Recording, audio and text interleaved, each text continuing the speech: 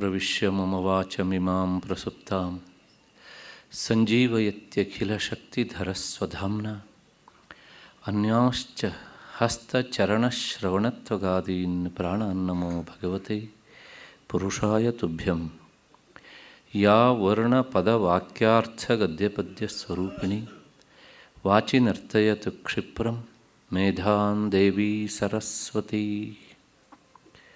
ಸರ್ವವೇದಾಂತಸಿದ್ಧಾಂತಗೋಚರಂ ತಮಗೋಚರಂ ಗೋವಿಂದಂ ಪರಮಾನಂದಂ ಸದ್ಗುರುಂ ಪ್ರಣತೋಸ್ಮ್ಯಹಂ. ಶ್ರುತಿಸ್ಮೃತಿಪುರಾಣಾನಾಂ ಆಲಯಂ ಕರುಣಾಲಯಂ ನಮಾಮಿ ಭಗವತ್ಪಾದಂ ಶಂಕರಂ ಲೋಕಶಂಕರಂ. ನಮಸ್ತಸ್ಮೈ ಭಗವತೆ ಶಂಕರಾಚಾರ್ಯರೂಪಿಣೆ ಯೇನ ವೇದಾಂತವಿದ್ಯೇಯಂ ಉದ್ಧೃತಾ ವೇದಸಾಗರಾತ್. ಸದಾತ್ಮಧ್ಯಾನನಿರತಂ ವಿಷಯೇಭ್ಯಃ ಪರಾಂಗುಖಂ ನೌಮಿ ಶಾಸ್ತ್ರೇಷು ನಿಷ್ಣಾತಂ ಚಂದ್ರಶೇಖರ ಭಾರತೀಂ. ನನ್ನ ವೇದಾಂತ ಬಂಧುಗಳೇ, ಈ ಕಾರ್ಯಕ್ರಮದ ಪ್ರಾಯೋಜಕರಾದಂತಹ ಡಾಕ್ಟರ್ ಗುರುರಾಜ್ ಕರಜಗಿ ಹಾಗೂ ಅವರ ಪರಿವಾರದವರೇ, ಎಲ್ಲ ಹಿರಿಯರೇ, ನನ್ನ ಮತ್ತು ನಿಮ್ಮೆಲ್ಲರ ಹೃದಯ ಮಂದಿರವನ್ನು ಬೆಳಗ್ತಾ ಇರುವಂತಹ ಮಹಾಚೈತನ್ಯಕ್ಕೆ ಅನಂತ ಪ್ರಣಾಮಗಳನ್ನು ಸಲ್ಲಿಸ್ತಾ ಇವತ್ತಿನ ಚಿಂತನೆಗೆ ಮುಂದಾಗ್ತಾ ಇದ್ದೇನೆ. ನಿನ್ನೆ ದಿವಸ ಆ ಮಾಯೆಯ ಸ್ವರೂಪವನ್ನು ನೋಡಿದೆವು. ಅದಾದಮೇಲೆ ಆ ಮಾಯೆಯಿಂದ ಬಿಡಿಸಿಕೊಳ್ಳೋದಕ್ಕೆ ಇರುವಂಥ ಉಪಾಯ ಏನು ಅಂದರೆ, ಬ್ರಹ್ಮಚಿಂತನೆ ಒಂದನ್ನು ಬಿಟ್ಟರೆ ಅದಕ್ಕೆ ಬೇರೆ ದಾರಿ ಇಲ್ಲ ಅನ್ನೋದನ್ನು ಸಹ ನಾವು ನೋಡಿದೆವು. ಮತ್ತು ಮಾಯೆಗೆ ಇರುವಂತಹ ಮೂರು ಶಕ್ತಿಗಳು, ಒಂದು ಆವರಣ ಶಕ್ತಿ, ಇನ್ನೊಂದು ವಿಕ್ಷೇಪ ಶಕ್ತಿ, ಮತ್ತೊಂದು ಜ್ಞಾನಶಕ್ತಿ ಎನ್ನುವಂಥದ್ದು. ಆ ಜ್ಞಾನಶಕ್ತಿ ಎನ್ನುವಂಥದ್ದು ಮೋಕ್ಷಕ್ಕೆ ಕಾರಣವಾಗ್ತದೆ.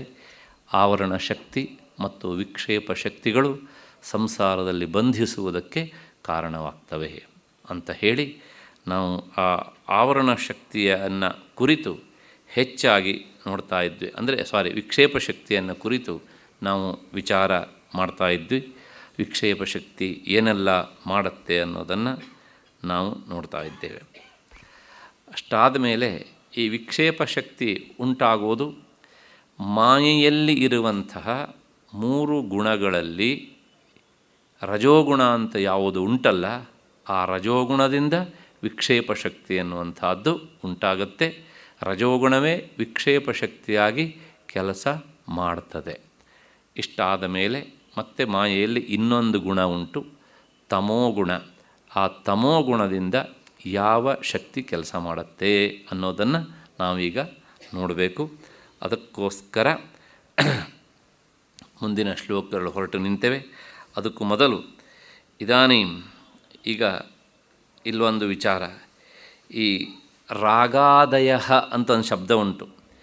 ಎಲ್ಲಿ ಅಂದರೆ 113ನೆಯ ಶ್ಲೋಕದ 3ನೆಯ ಸಾಲಿನಲ್ಲಿ, ಅಂದರೆ ಉತ್ತರಾರ್ಧದ ಮೊದಲ ಸಾಲಿನಲ್ಲಿ ರಾಗಾದಯ ಅಂತ ಇದೆ.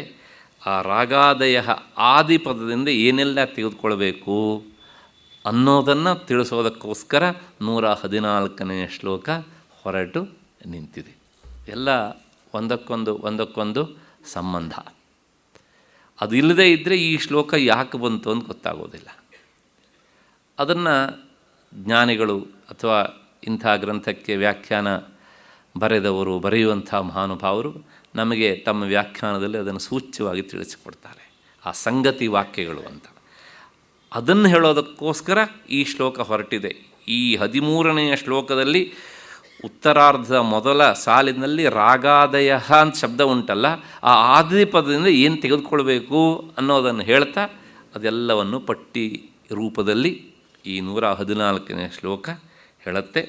ಆದಿಪದಗ್ರಾಹ್ಯಾನ್ ರಜಃ ಕಾರ್ಯ ವಿಕ್ಷೇಪ ಶಕ್ತಿ ಕಾರ್ಯತ್ವೇನ ರಾಜಸಾನ್ ಧರ್ಮಾನ್.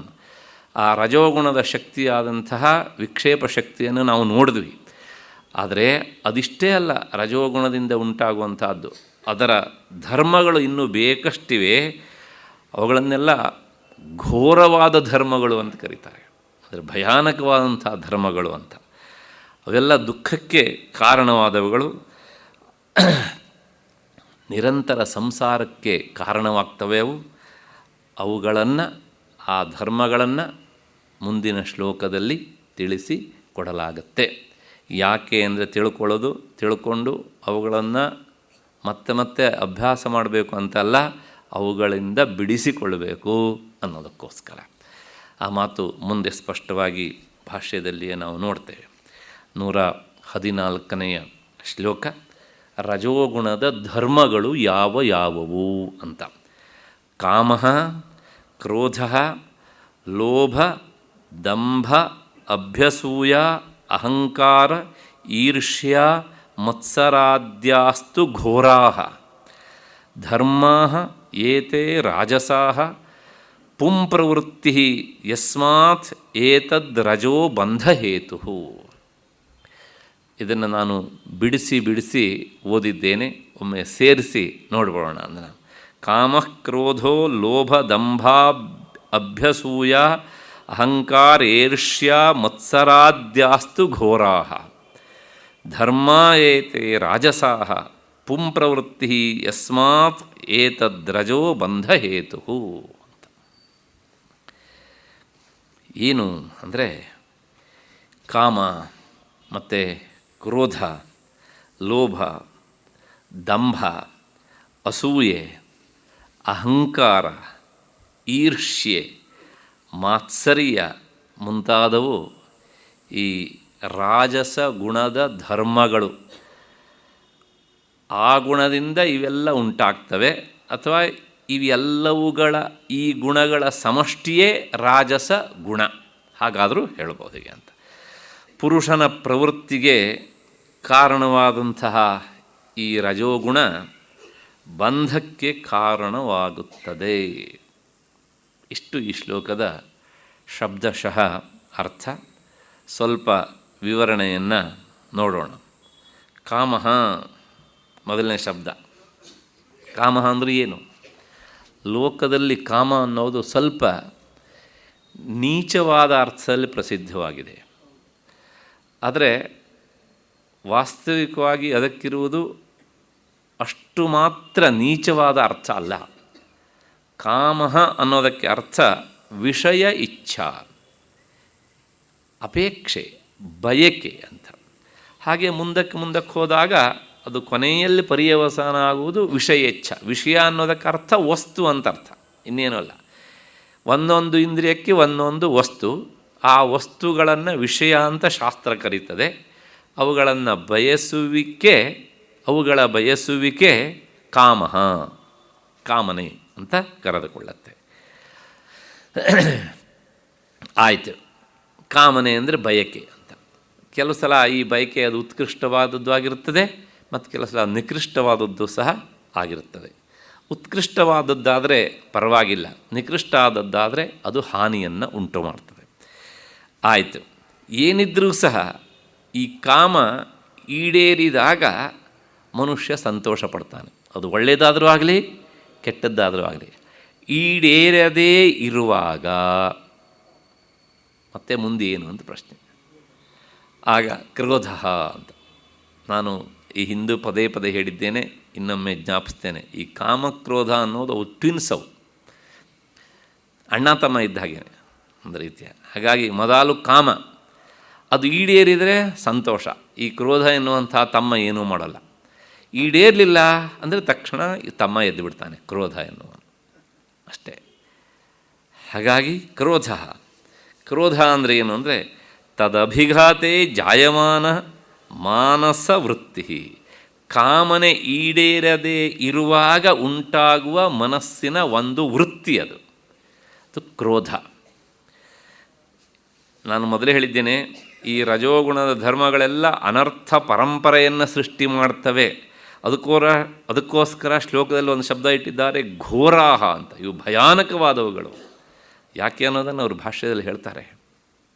ಯಾಕೆ ಭಯಾನಕವಾದವುಗಳು ಅನ್ನೋದನ್ನು ಕಾಮ ಈಡೇರದೇ ಇದ್ದಾಗ ಕ್ರೋಧ, ಕೋಪಾಖ್ಯ ಅಂತ ವಿವರಣೆ.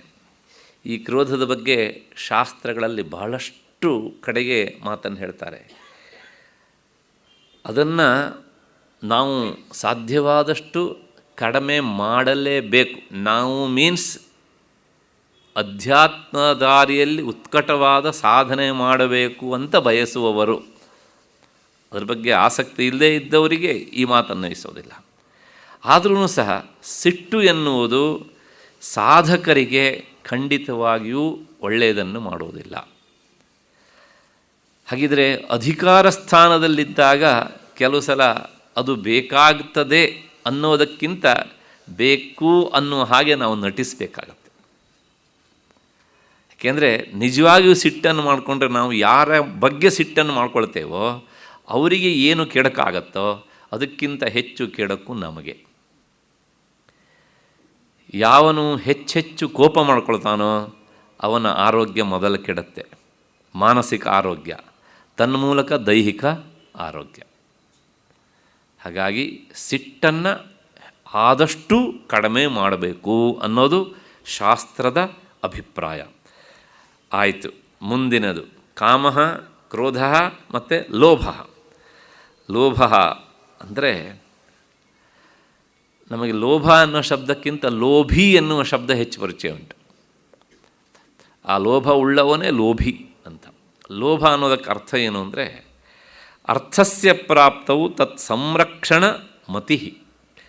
ನಮ್ಮ ಕೈಗೆ ಸಂಪತ್ತು ಬಂದಾಗ ಏನಾದರೂ ಮಾಡಿ ಆ ಸಂಪತ್ತು ನನ್ನ ಅಧೀನದಲ್ಲೇ ಇರಬೇಕು, ಬೇರೆಯವರ ಕೈಗೆ ಹೋಗಬಾರದು ಅಂತ ಎಚ್ಚರಿಕೆ ವಹಿಸುವಂಥ ಮಾನಸಿಕ ವೃತ್ತಿ. ಅಂದರೆ ಅದು ಸದಾ ನನ್ನದಾಗಿ ಉಳಿಬೇಕು ಅಂತ. ಹಾಗೆ ಯೋಚಿಸುವವನು ಲೋಭಿ. ಯೋಚಿಸುವಿಕೆ ಲೋಭ. ಇದು ಸಹ ಸಂಸಾರಿಗಳಲ್ಲಿ ಇರ್ತದೆ. ಸಂಸಾರಿಗಳಲ್ಲಿ ಅಷ್ಟೇ ಅಲ್ಲ, ಸಂಸಾರ ತ್ಯಾಗ ಮಾಡಿದ್ದೇನೆ ಅನ್ನೋರಲ್ಲೂ ಹೆಚ್ಚಾಗಿರ್ತದೆ. ಹಾಗಾಗಿ ಇದು ಸಹ ಅಧ್ಯಾತ್ಮ ದಾರಿಯಲ್ಲಿ ಸಾಗುವವನಿಗೆ ಮುಳುವು. ಯಾಕೆಂದರೆ ಇವೆಲ್ಲ ಕಾರಣ ಶರೀರಕ್ಕೆ ಸಂಬಂಧಪಟ್ಟವುಗಳು, ಆತ್ಮನಿಗೆ ಸಂಬಂಧಪಟ್ಟವುಗಳು ಅಲ್ಲ. ಹಾಗಿದ್ರೆ ಸಂಬಂಧಪಟ್ಟವುಗಳ ಅಲ್ಲ ಅಂತ ಹೇಳಿ ಆದಮೇಲೆ ಆತ್ಮನಿಗೆ ಏನು ನಷ್ಟ ಇದ್ದಿದ್ರೆ ಅಂತೊಂದು ಪ್ರಶ್ನೆ ಬರ್ತದೆ. ಹೌದು, ಇವೆಲ್ಲವನ್ನೂ ಆತ್ಮನ ಸ್ವರೂಪ ಅಲ್ಲ ಅಂತ ತಿಳಿದ ಆದಮೇಲೆ ಇದ್ರ ಬಗ್ಗೆ ನಾವು ಹೆಚ್ಚು ಯೋಚಿಸ್ತಾ ಹೋದಾಗ ಅಷ್ಟು ಹೊತ್ತು ಆತ್ಮಚಿಂತನೆಯಿಂದ ನಾವು ವಿಮುಖರಾದಂತೆ ಆಗತ್ತೋ ಇಲ್ವೋ? ಹಾಗಾಗಿ ಇವುಗಳನ್ನು ಬಿಟ್ಟರೆ ಇವುಗಳ ಬಗ್ಗೆ ಯೋಚಿಸುವ ಪ್ರಶ್ನೆಯೇ ಇಲ್ಲ. ಹಾಗಾಗಿ ಆ ಆತ್ಮ ಸಾಧನೆಯ ದಾರಿಯಲ್ಲಿ ಸಾಗುವವರಿಗೆ ಇವು ತೀರಾ ಮುಳುವಾಗಿ ಬಿಡ್ತವೆ ಅಂತ. ಅಷ್ಟಾದ ಮೇಲೆ ಮತ್ತೆ ಮುಂದಿನದು 4ನೆಯದು ದಂಭ ಅಂತ. ದಂಭ ಅಂದರೆ ಧರ್ಮಧ್ವಜಿತ್ವಂ. ಅಂದರೆ ನಾನೇ ಅತ್ಯಂತ ಧರ್ಮವನ್ನು ಆಚರಿಸುವವನು ಅಂತ ತಾನು ಮಾಡಿದ್ದನ್ನು ಪ್ರಕಟಪಡಿಸುವ ಬುದ್ಧಿ, ಅದಕ್ಕೆ ದಂಭ ಅಂತ ಹೆಸರು. ಇವನು ಮಾಡೋದು 10ರಷ್ಟು, ಅದನ್ನು ಪ್ರಕಟಪಡಿಸೋದು 100ರಷ್ಟು. ಅದಕ್ಕೆ ದಂಭ ಅಂತ ಹೆಸರು. ಕೆಲವು ಜನ ನೋಡಿ, ತಪ್ಪು ತಿಳ್ಕೊಳ್ಬೇಡಿ ದಯವಿಟ್ಟು, ಧರ್ಮದ ವಿಚಾರ ಬಿಟ್ಬೋಣ. ನಾವು ಏನೋ ಒಂದು ಕೆಲಸ ಆಗಬೇಕು ಅಂತ ಒಬ್ಬ ವ್ಯಕ್ತಿ ಹತ್ರ ಕೇಳ್ತೇವೆ. ಆ ವ್ಯಕ್ತಿ ಫ್ರೀಯಾಗೇ ಇರ್ತಾರೆ, ಆದರೆ ಅವ್ರ ಬಾಯಿಂದ ಬರೋದೇನು ಗೊತ್ತಾ? ತುಂಬ ಬ್ಯುಸಿ ಕಣ್ರಿ, ನನ್ನಷ್ಟು ಬ್ಯುಸಿ ಯಾರೂ ಇಲ್ಲ ಅಂತ. ಇದು ಅವನ ಕರ್ತವ್ಯದ ಭಾಗ ಏನುಂಟೋ ಅದನ್ನು ಅವನು 5ರಷ್ಟು ಮಾಡಿ 500ರಷ್ಟು ಹೈಲೈಟ್ ಮಾಡ್ತಾನೆ ಅದನ್ನು. ಇದು ಸಾಮಾನ್ಯವಾಗಿ ನಾವು ಎಲ್ಲ ಕಡೆಗೂ ನೋಡ್ತೇವೆ. ಆದರೆ ಯಾರು ನಿಜವಾಗಿಯೂ ಕೆಲಸ ಮಾಡ್ತಾರೋ ಅವರು ಆ ಶಬ್ದ ಹೇಳೋದೇ ಇಲ್ಲ. ಇವತ್ತು ನಾನು ಈ ವೇದಿಕೆಯಲ್ಲಿ ಒಬ್ಬ ವಿದ್ವಾಂಸರ ಹೆಸರನ್ನು ಉಲ್ಲೇಖ ಮಾಡಲೇಬೇಕು. ಯಾಕೆಂದರೆ ಈ ವೇದಿಕೆಗೆ ಅವರು, ಈ ಸಂಸ್ಥೆಗೆ ಅವರು ಕುಲಪತಿಗಳಾಗಿದ್ದರು ಅಂತ ಸ್ವತಃ ರಾಮಸ್ವಾಮಿಗಳೇ ಆ ಮಾತನ್ನು ಹೇಳ್ತಾಯಿದ್ರು. ವಿದ್ವಾನ್ ಮಹಾಮಹೋಪಾಧ್ಯಾಯ ರಂಗನಾಥ ಶರ್ಮರು ಸಾಕಷ್ಟು ಸಲ ಇಲ್ಲಿ ಬಂದಿದ್ದಾರೆ, ನೀವು ನೋಡಿದ್ದೀರಿ ಅವರನ್ನು. ಕೊನೆಯ ಉಸಿರಿರುವವರೆಗೂ ಸಹ ಸಮಯ ಪಾಲನೆ ಅಂದರೆ ಹಾಗಿತ್ತು ಅವರಿತ್ತು. ಅವರ ಹತ್ರ ಬಹಳಷ್ಟು ಜನ ಬಂದು ಲೇಖನಗಳನ್ನು ಕೇಳೋರು. ಆ ಲೇಖನಗಳನ್ನು ಅವರು ಸಾಮಾನ್ಯ ಹೇಳುವರು, ನಾನು ಇಂಥ ಡೇಟಿಗೆ ಕೊಡ್ತೇನೆ ಅಂತ. ಆ ಹೇಳಿದ ಡೇಟಿಗಿಂತ 3 ದಿವಸ ಮೊದಲೇ ಅದನ್ನು ಮುಗಿಸಿರೋರು ಅವರು. ಯಾವತ್ತೂ ಸಹ ಅವರು ಸಮಯವನ್ನು ಮೀರಿ ಕೆಲಸ ಮಾಡಿದ್ದಿಲ್ಲವೇ ಇಲ್ಲ. ಅವ್ರ ಹತ್ರ ಒಂದು ಕೆಲಸಕ್ಕೋಸ್ಕರ 2 ಸಲ ಓಡಾಡಿದ್ದೇನೆ ನಾನು ಅಂತ ಒಬ್ಬ ವ್ಯಕ್ತಿ ಹೇಳೋದಿಲ್ಲ. ಅಂತಹ ಶುದ್ಧ ಹೃದಯ. ಅಷ್ಟೇ ಅಲ್ಲ, ಎಷ್ಟೋ ಸಲ ಅವರು ಲೇಖನಗಳನ್ನು ಸಿದ್ಧ ಮಾಡಿ ಇಡ್ತಿದ್ರು. ಇವರು ಇಂಥ ದಿವಸ ಬರ್ತೀನಿ ಅಂತ ಹೇಳ್ತಾರೆ, ಬರೋದಿಲ್ಲ. ಅವರಿಗೆ ಸಂಕಟ ಅಲ್ಲಿ. ಆಮೇಲೆ ಯಾರೋ ಹೋದ್ರೆ ಹೇಳೋರು, ಅವನು ಆವತ್ತು ಬರ್ತೀನಿ ಅಂತ ಹೇಳಿದ್ದ, ತಯಾರು ಮಾಡಿಟ್ಟ 1 ವಾರ ಆಯಿತು, ಇನ್ನೂ ಬಂದೇ ಇಲ್ಲ, ಬೇಗ ಅವನನ್ನು ಕಳಿಸಯ್ಯ ಈ ಕಡೆಗೆ. ಯಾರು ಹೇಳ್ತಾರೆ ಈ ಮಾತನ್ನು? ಧರ್ಮಧ್ವಜಿತ್ವ ಅಂದರೆ ತಾನು ಮಾಡದೇ ಇರುವುದನ್ನು ಮಾಡಿದ್ದೇನೆ ಅಂತ ಹೇಳಿಕೊಳ್ಳೋರು ಹೆಚ್ಚು. ಇಂತಹ ಜನ ಎಲ್ಲ ಕ್ಷೇತ್ರದಲ್ಲೂ ಸಿಗ್ತಾರೆ. ತನಗೆ ಬಿಡುವಿಲ್ಲ, ತಾನು ತುಂಬ ಬ್ಯುಸಿ ಅಂತ. ಆದರೆ ನಿಜವಾಗಿ ಯಾವಾತ ನಿರಂತರ ಕಾರ್ಯಶೀಲನಾಗಿರ್ತಾನೋ ಅವನು ಇಂಥ ಮಾತನ್ನು ಹೇಳೋದಿಲ್ಲ. ಪ್ರಾಯಶಃ ನಿಮಗೆಲ್ಲರಿಗೂ ಗೊತ್ತಿದೆ, ಗೊತ್ತಿದ್ದರಿಂದ ಜ್ಞಾಪಿಸ್ತೇನೆ, ನಾನು ಹೊಸದಾಗಿ ಏನು ಹೇಳೋದಿಲ್ಲ. ನಮ್ಮ ಪ್ರಧಾನಿಗಳು ಇತ್ತೀಚೆಗೆ ಒಂದು ಮಾತನ್ನು ಹೇಳಿದರು ವಿದೇಶದ ನೆಲೆಯಲ್ಲಿ. ಪ್ರಾಯಶಃ ನೀವು ಗಮನಿಸಿರಬೇಕು ಅದನ್ನು. ಬಹಳ ಸತ್ಯವಾದ ಮಾತು ಅಂತ ಅನಿಸುತ್ತೆ. ಹೇಳಬೇಕು ಅಂತ ಹೇಳಿದ್ದಲ್ಲ, ಅಯಾಚಿತವಾಗಿ ಅದು ಅಪ್ರಯತ್ನವಾಗಿ ಅವರು ಬಾಯಿಂದ ಬಂದುಬಿಡ್ತದು. ಪ್ರಾಯಶಃ ಪ್ರಧಾನಮಂತ್ರಿ ಆದಮೇಲೆ ನಾನಾಗಿ ಬಯಸಿ 15 ನಿಮಿಷ ನಾನು ವಿಶ್ರಾಂತಿಯನ್ನು ಪಡೆದದ್ದಿಲ್ಲ ಅಂತ ಕಾಣುತ್ತೆ ಅಂತಂದರು. ಸ್ವಾತಂತ್ರ್ಯ ಬಂದು ಎಷ್ಟೋ ವರ್ಷ ಆದ ಮೇಲೆ ಇಂತಹ ಒಬ್ಬ ಕ್ರಿಯಾಶೀಲ ವ್ಯಕ್ತಿಯನ್ನು ನಮ್ಮ ದೇಶ ಪಡೆದಿದ್ದಿಲ್ಲ ಅಂತ ನಾವು ಸಂತೋಷ ಪಡಬೇಕು.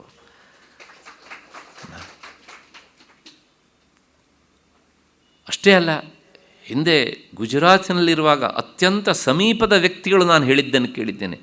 ಎಲ್ಲೇ ಕಾರ್ಯಕ್ರಮಕ್ಕೆ ಹೋದರೂ ಸಹ ರಾತ್ರಿ 2 ಗಂಟೆಗೆ ಆಫೀಸಿಗೆ ಬಂದರೆ ಆವತ್ತಿನ ಕೆಲಸ ಏನಾಯಿತು ಅಂತ ಬೆಳಗ್ಗೆ ತಾನು ಬಿಟ್ಟು ಹೋಗುವಾಗ ಏನು ಕೆಲಸ ನಡೀತಾ ಇತ್ತೋ ಅಲ್ಲಿಂದ ಸಂಜೆ ಬಂದು ಮನಗುವವರೆಗೆ ರಾತ್ರಿ 2 ಗಂಟೆ ಆಗಲಿ ಸಂಬಂಧಪಟ್ಟ ಅಧಿಕಾರಿಗಳನ್ನು ಕರೆಸಿ ಏನಾಯಿತು ಅಂತ ರಿಪೋರ್ಟ್ ತಗೊಂಡು ಅವರು ವಿಶ್ರಾಂತಿಗೆ ಹೋಗ್ತಿದ್ರು. ಎಷ್ಟೊತ್ತಿಗೆ ವಿಶ್ರಾಂತಿ ಹೋಗ್ತಾರೆ ಅಂತ ಯಾರಿಗೂ ಗೊತ್ತಿಲ್ಲ ಅಂತ.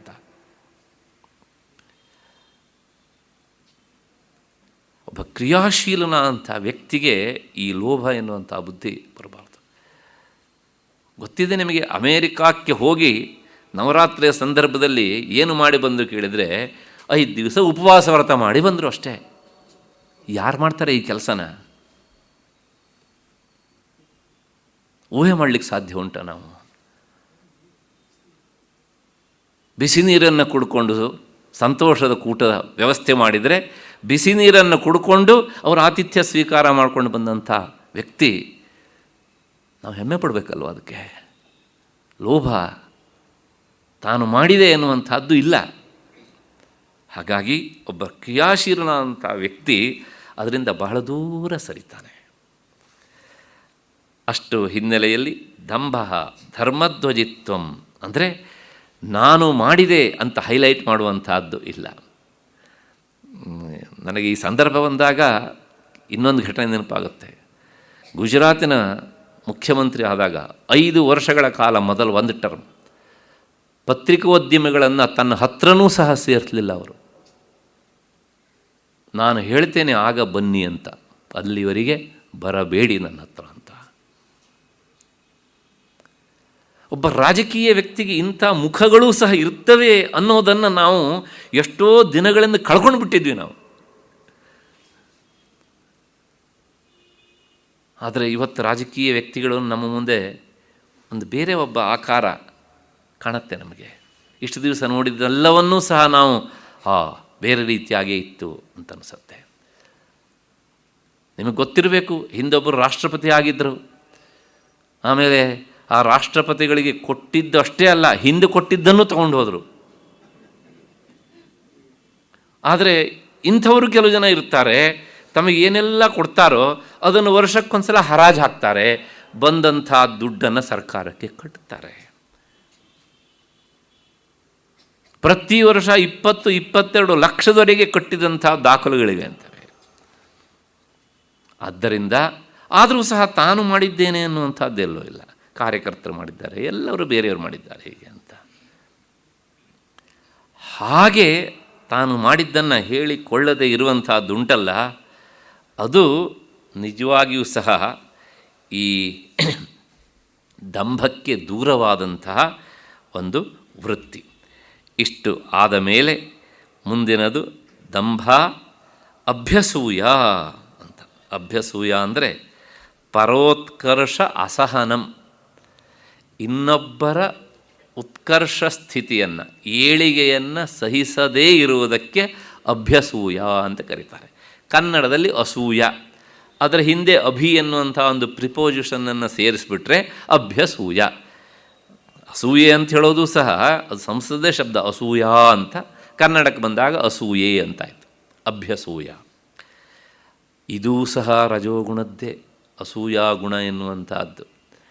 ಇದನ್ನೆಲ್ಲ ನಾವು ಇನ್ನೊಬ್ಬರನ್ನು ನೋಡಿ ಇವನಲ್ಲಿ ಆ ಗುಣ ಕೆಲಸ ಮಾಡ್ತಾ ಇದೆ ಅಂತ ನೋಡುವುದಕ್ಕಿಂತಲೂ ಒಮ್ಮೊಮ್ಮೆ ನಮ್ಮನ್ನೇ ನಾವು ನೋಡ್ಕೊಳ್ಬೇಕು. ಇದನ್ನೆಲ್ಲ ನಮ್ಮನ್ನು ಅರ್ಥ ಮಾಡ್ಕೊಳ್ಳೋದಕ್ಕೆ ಇವೆಲ್ಲ ಒಂದೊಂದು ಸ್ಕೇಲ್ ಇದ್ದ ಹಾಗೇನೆ. ಇನ್ನೊಬ್ಬರನ್ನು ಕಂಡು ನಮಗೆ ಅಸೂಯೆ ಬಂದರೆ, ಅಥವಾ ಇನ್ನೊಬ್ಬರ ಸಂಪತ್ತನ್ನು ಕಂಡು ನಮಗೆ ಅಸೂಯೆ ಉಂಟಾದರೆ, ಅಥವಾ ಇನ್ನೊಬ್ಬರ ರೂಪ ಕಂಡು ಅಸೂಯೆ ಆದರೆ, ಇನ್ನೊಬ್ಬರ ತಿಳುವಳಿಕೆ ಕಂಡು ಅಸೂಯೆ ಉಂಟಾದರೆ, ಇನ್ನೊಬ್ಬರು ಮಾಡುವಂಥ ಕೆಲಸ ನನ್ನ ಹತ್ರ ಮಾಡಲಿಕ್ಕೆ ಆಗೋದಿಲ್ವಲ್ಲ ಅಂತ ಅಸೂಯೆ ಉಂಟಾದರೆ, ಅದನ್ನು ಆದರ್ಶವಾಗಿ ತೆಗೆದುಕೊಳ್ಳೋದು ಬೇರೆ, ಅಸೂಯೆ ಪಡೋದು ಬೇರೆ. ಆ ಅಸೂಯೆ ಪಟ್ಟರೆ ಓಹೋ ನನ್ನಲ್ಲಿ ಇವಾಗ ರಜೋಗುಣ ಕೆಲಸ ಮಾಡ್ತಾ ಇದೆ. ಬೇರೆ ಯಾರು ಹೇಳೋದು ಬೇಡ, ವಿವೇಕಿಯಾದವನು ಇವುಗಳನ್ನು ಇಟ್ಕೊಂಡು ತನ್ನನ್ನು ತಾನು ಆತ ಜಡ್ಜ್ ಮಾಡಿಕೊಳ್ಳಬಹುದು. ಅಷ್ಟು ಹಿನ್ನೆಲೆಯಲ್ಲಿ ಪರೋತ್ಕರ್ಷ ಅಸಹನಂ, ಅದು ಅಸೂಯೆ. ಮತ್ತು ಮುಂದಿನದು ಅಹಂಕಾರ. ಅಹಂಕಾರ ಅಂದರೆ ಈ ಮೊನ್ನೆ ದಿವಸನೂ ಈ ಅಹಂಕಾರ ಎನ್ನುವಂಥ ಶಬ್ದ ಬಂದಿತ್ತು. ಒಂದನ್ನು ಇನ್ನೊಂದನ್ನಾಗಿ ತಿಳ್ಕೊಳ್ಳುವಂಥದ್ದು ಅಹಂಕಾರದ ಒಂದು ಕ್ರಮ. ಆದರೆ ಇಲ್ಲಿ ಅಹಂಕಾರ ಅಂದರೆ ಹೇಗೆ ಅಂದರೆ ತನ್ನಲ್ಲಿ ಏನಿದೆಯೋ ಅದೇ ಅತ್ಯಂತ ಶ್ರೇಷ್ಠ ಅಂತ ಅಂದ್ಕೊಳ್ಳುವಂಥದ್ದು. ಅಂದರೆ ಉತ್ಕೃಷ್ಟತ್ವ ಜ್ಞಾನಂ, ತಾನೇ ಶ್ರೇಷ್ಠ ಅಂತ ಅಂದ್ಕೊಳ್ಳೋದು ಉಂಟಲ್ಲ, ಅದು ಅಹಂಕಾರ. ವಾಸ್ತವಿಕವಾಗಿ ಏನೂ ಇರೋದಿಲ್ಲ, ಆದ್ರೂ ಸಹ ತಾನು ತುಂಬ ಶ್ರೇಷ್ಠ ಅಂತ. ಹಾಗಾದರೆ ಅವನಲ್ಲಿ ಏನುಂಟು ಒಳ್ಳೆಯ ಗುಣ ಕೇಳಿದರೆ ಆ ಇಗೋ ಒಂದೊಂದು ಬಿಟ್ಟರೆ ಇನ್ನೇನೂ ಇರೋಲ್ಲ, ಅದೇ ಅವನ ದೊಡ್ಡ ಸಂಪತ್ತು. ಆದರೂ ಸಹ ತಾನು ಅತ್ಯಂತ ಶ್ರೇಷ್ಠ ಅಂತ ಅಂದ್ಕೊಳ್ತಾನೆ. ಇದೂ ಸಹ ರಜೋಗುಣದ ಧರ್ಮ, ಅಹಂಕಾರ ಪಡುವಿಕೆ. ಮತ್ತು ಮುಂದೆ ಹೋಗಿ ನೋಡಿದರೆ ಮುಂದಿನದು ಈರ್ಷ್ಯ. ಈರ್ಷ್ಯ ಅಂದರೆ ಗುಣೇಶು ದೋಷಾವಿಷ್ಕರಣಂ. ಇನ್ನೊಬ್ಬರಲ್ಲಿ ಒಳ್ಳೆಯ ಗುಣ ಇರುತ್ತೆ, ಆ ಒಳ್ಳೆಯ ಗುಣದಲ್ಲಿ ದೋಷವನ್ನು ಹುಡುಕೋದು. ಇದನ್ನು ಕನ್ನಡದಲ್ಲಿ ತಿಳಿಯಾಗಿ ಹೇಳಬೇಕು ಅಂದರೆ ಮೊಸರಲ್ಲಿ ಕಲ್ಲನ್ನು ಹುಡುಕೋದು ಅಂತ. ಸಾಧ್ಯ ಉಂಟಾ? ಇಲ್ಲ, ಆದರೂ ಸಹ ಹುಡುಕೋದು. ಇನ್ನೊಬ್ಬರ ಒಳ್ಳೆಯ ಗುಣವನ್ನು ನಾವು ದೋಷದ ಕಣ್ಣಿನಿಂದ ನೋಡಿ ಅಲ್ಲಿ ಒಳ್ಳೆಯದಿಲ್ಲ, ಅಲ್ಲಿರೋದೆಲ್ಲ ದೋಷವೇ ಅಂತ. ಯಾರೋ ಹೇಳ್ತಾ ಇದ್ದರು ಒಬ್ಬರು ವ್ಯಕ್ತಿಗಳು, ನಮ್ಮ ಪಕ್ಷದವರು ಮಾಡಿದ್ದೆಲ್ಲವನ್ನೂ ಸಹ ಸುಳ್ಳು ಅಂತ ಹೇಳಿ ಇವರು ಗೆದ್ದುಬಿಟ್ರು ಹೀಗೆ ಅಂತ. ಆಗ ಅದಕ್ಕೆ ಇನ್ನೊಬ್ರು ಹೇಳಿದ್ರು, 60 ವರ್ಷ ನೀವು ಅದನ್ನೇ ಮಾಡಿಕೊಂಡು ಬಂದು 1 ವರ್ಷ ಆ ಕೆಲಸ ಮಾಡಿದರೆ ತಪ್ಪ ಅಂತ. ಹಾಗೆ ದೋಷವನ್ನೇ ಹುಡುಕೋದು.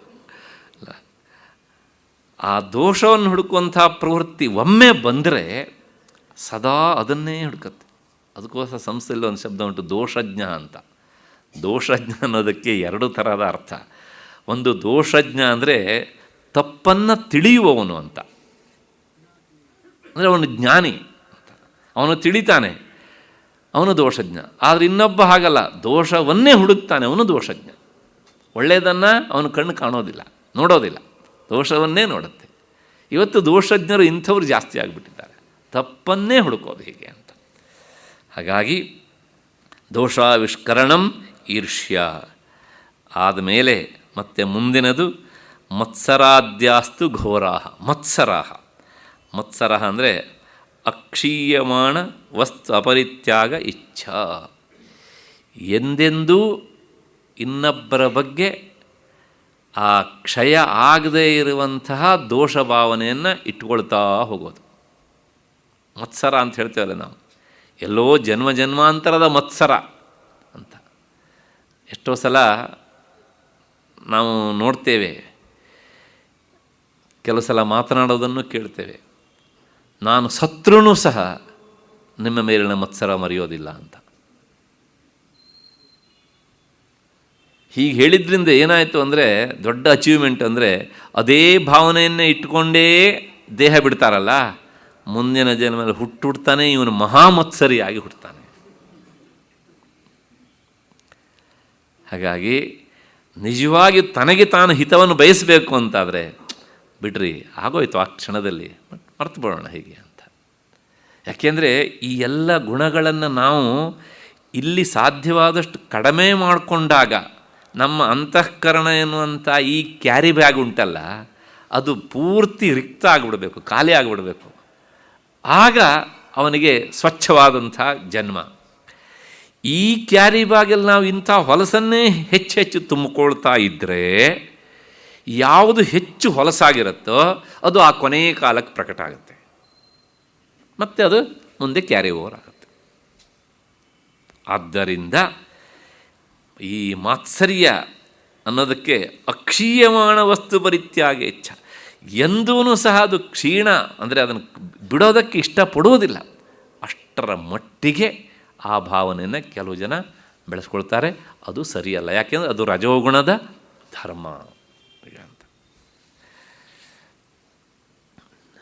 ಈ ಶಾಸ್ತ್ರ ಹೇಳುತ್ತೆ, ಅಂದ ಮಾತ್ರಕ್ಕೆ ಶಾಸ್ತ್ರ ಓದಿದವರಿಗೂ ಇವೆಲ್ಲ ಹೋಗ್ತವೆ ಅಂತಿಲ್ಲ. ನಮ್ಮ ಕಾಲೇಜಿನಲ್ಲಿ ಇಬ್ಬರು ಬಹಳ 30 ವರ್ಷಗಳ ಹಿಂದಿನ ಒಂದು ಘಟನೆ. ದೊಡ್ಡ ಪಂಡಿತರು, ಉದ್ದಾಮ ಪಂಡಿತರು, ಅಣ್ಣ ತಮ್ಮ ಇಬ್ಬರೂ ಸಹ ಅತ್ಯಂತ ದೊಡ್ಡ ಪಂಡಿತರು. ಆದರೆ ಅಷ್ಟೆಲ್ಲ ಪಾಂಡಿತ್ಯ ಇದ್ರೂ ಸಹ ಅಣ್ಣ ತಮ್ಮನಿಗೆ ಪರಸ್ಪರ ಮಾತ್ಸರ್ಯ, ದ್ವೇಷ. ಅಂದರೆ ಇವರಿಗಿರುವಂಥ ಪಾಂಡಿತ್ಯ ಆ ಮಾತ್ಸರ್ಯವನ್ನು ಪಕ್ಕಕ್ಕೆ ಸರಿಸಲಿಕ್ಕೆ ಆಗದೇ ಇರುವಷ್ಟು ದುರ್ಬಲ ಆಗಿಬಿಟ್ಟಿತ್ತು. ಒಂದು ಘಟನೆಯನ್ನು ನಮ್ಮ ಗುರುಗಳು ಉಲ್ಲೇಖ ಮಾಡ್ತಿದ್ದರು. ತನ್ನ ಮಗನ ಮದುವೆಗೆ ಕರೀಲಿಕ್ಕೆ ಬಂದಾಗ ಅಣ್ಣನನ್ನು ಕರಿಬೇಕಲ್ಲ, ಕರೆಯದೇ ಇದ್ದರೆ ಮತ್ತು ಲೋಕಾಪವಾದ ಬರ್ತದಲ್ಲ. ಹೇಗೆ ಕರಿತಾ ಇದ್ರಂತೆ ಅಂದರೆ, ಈ ಅಕ್ಷತ ತಟ್ಟೆ ಅಂತ ಕೊಡ್ತಾರಲ್ಲ, ಹೀಗೆ ಅವ್ರು ಇಲ್ಲಿದ್ದಾರೆ ಹೀಗೆ ಕೊಡೋದು, ನಾಳೆ ನನ್ನ ಮಗನ ಮದುವೆ ಬಾ.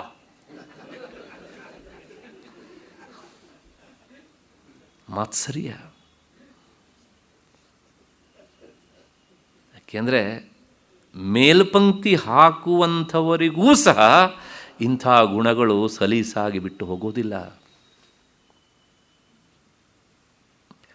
ನಮಗಿದು ಆದರ್ಶವೇ, ಆದರೆ ಹೀಗೆ ಆಗುವುದಕ್ಕಲ್ಲ, ಹೀಗೆ ಆಗದೇ ಇರುವುದಕ್ಕೆ ಅಲ್ವಾ. ಆದ್ದರಿಂದ ಆ ಮಾತ್ಸರ್ಯ ಅನ್ನೋದುಂಟಲ್ಲ, ಅದು ಅಕ್ಷೀಯಮಾಣ, ಅಷ್ಟು ಬೇಗ ಅದು ಹೋಗೋದಿಲ್ಲ ಒಮ್ಮೆ ಬಂದುಬಿಟ್ರೆ. ಹಾಗಾಗಿ ಸಾಧ್ಯವಾದಷ್ಟು ಅದು ಉಂಟಾಗದೇ ಇರುವ ಹಾಗೆ ನೋಡ್ಕೊಳ್ಬೇಕು. ಅಕಸ್ಮಾತ್ ಆಗಿಬಿಟ್ರೆ, ನಾನು ಹೀಗೆ ಮಾಡಬಾರ್ದಿತ್ತು, ನನ್ನ ಸಂಸ್ಕಾರಕ್ಕೆ ಇದು ಯೋಗ್ಯ ಅಲ್ಲ ಅಂತ ವಿಚಾರ ಮಾಡಿ ಅದನ್ನು ದಿನದಿಂದ ದಿನಕ್ಕೆ ಕಳೆದುಕೊಳ್ಳೋದಕ್ಕೆ, ದೂರ ಮಾಡಿಕೊಳ್ಳೋದಕ್ಕೆ ಪ್ರಯತ್ನ ಮಾಡಬೇಕು. ಇಷ್ಟಾದ ಮೇಲೆ ಮತ್ಸರಾದ್ಯಾಸ್ತು ಘೋರಾಹ. ಹೀಗೆ ಆದಿಪದದಿಂದ ಮತ್ತೆ ಏನು ತೆಗೆದುಕೊಳ್ಬೇಕು ಅಂತ ಅಲ್ಲೊಂದು ಶಬ್ದ ಉಂಟು, ಮತ್ತೆ ಮತ್ಸರಾದ್ಯಾಸ್ತು, ಆದ್ಯಾಸ್ತು ಅಂತ.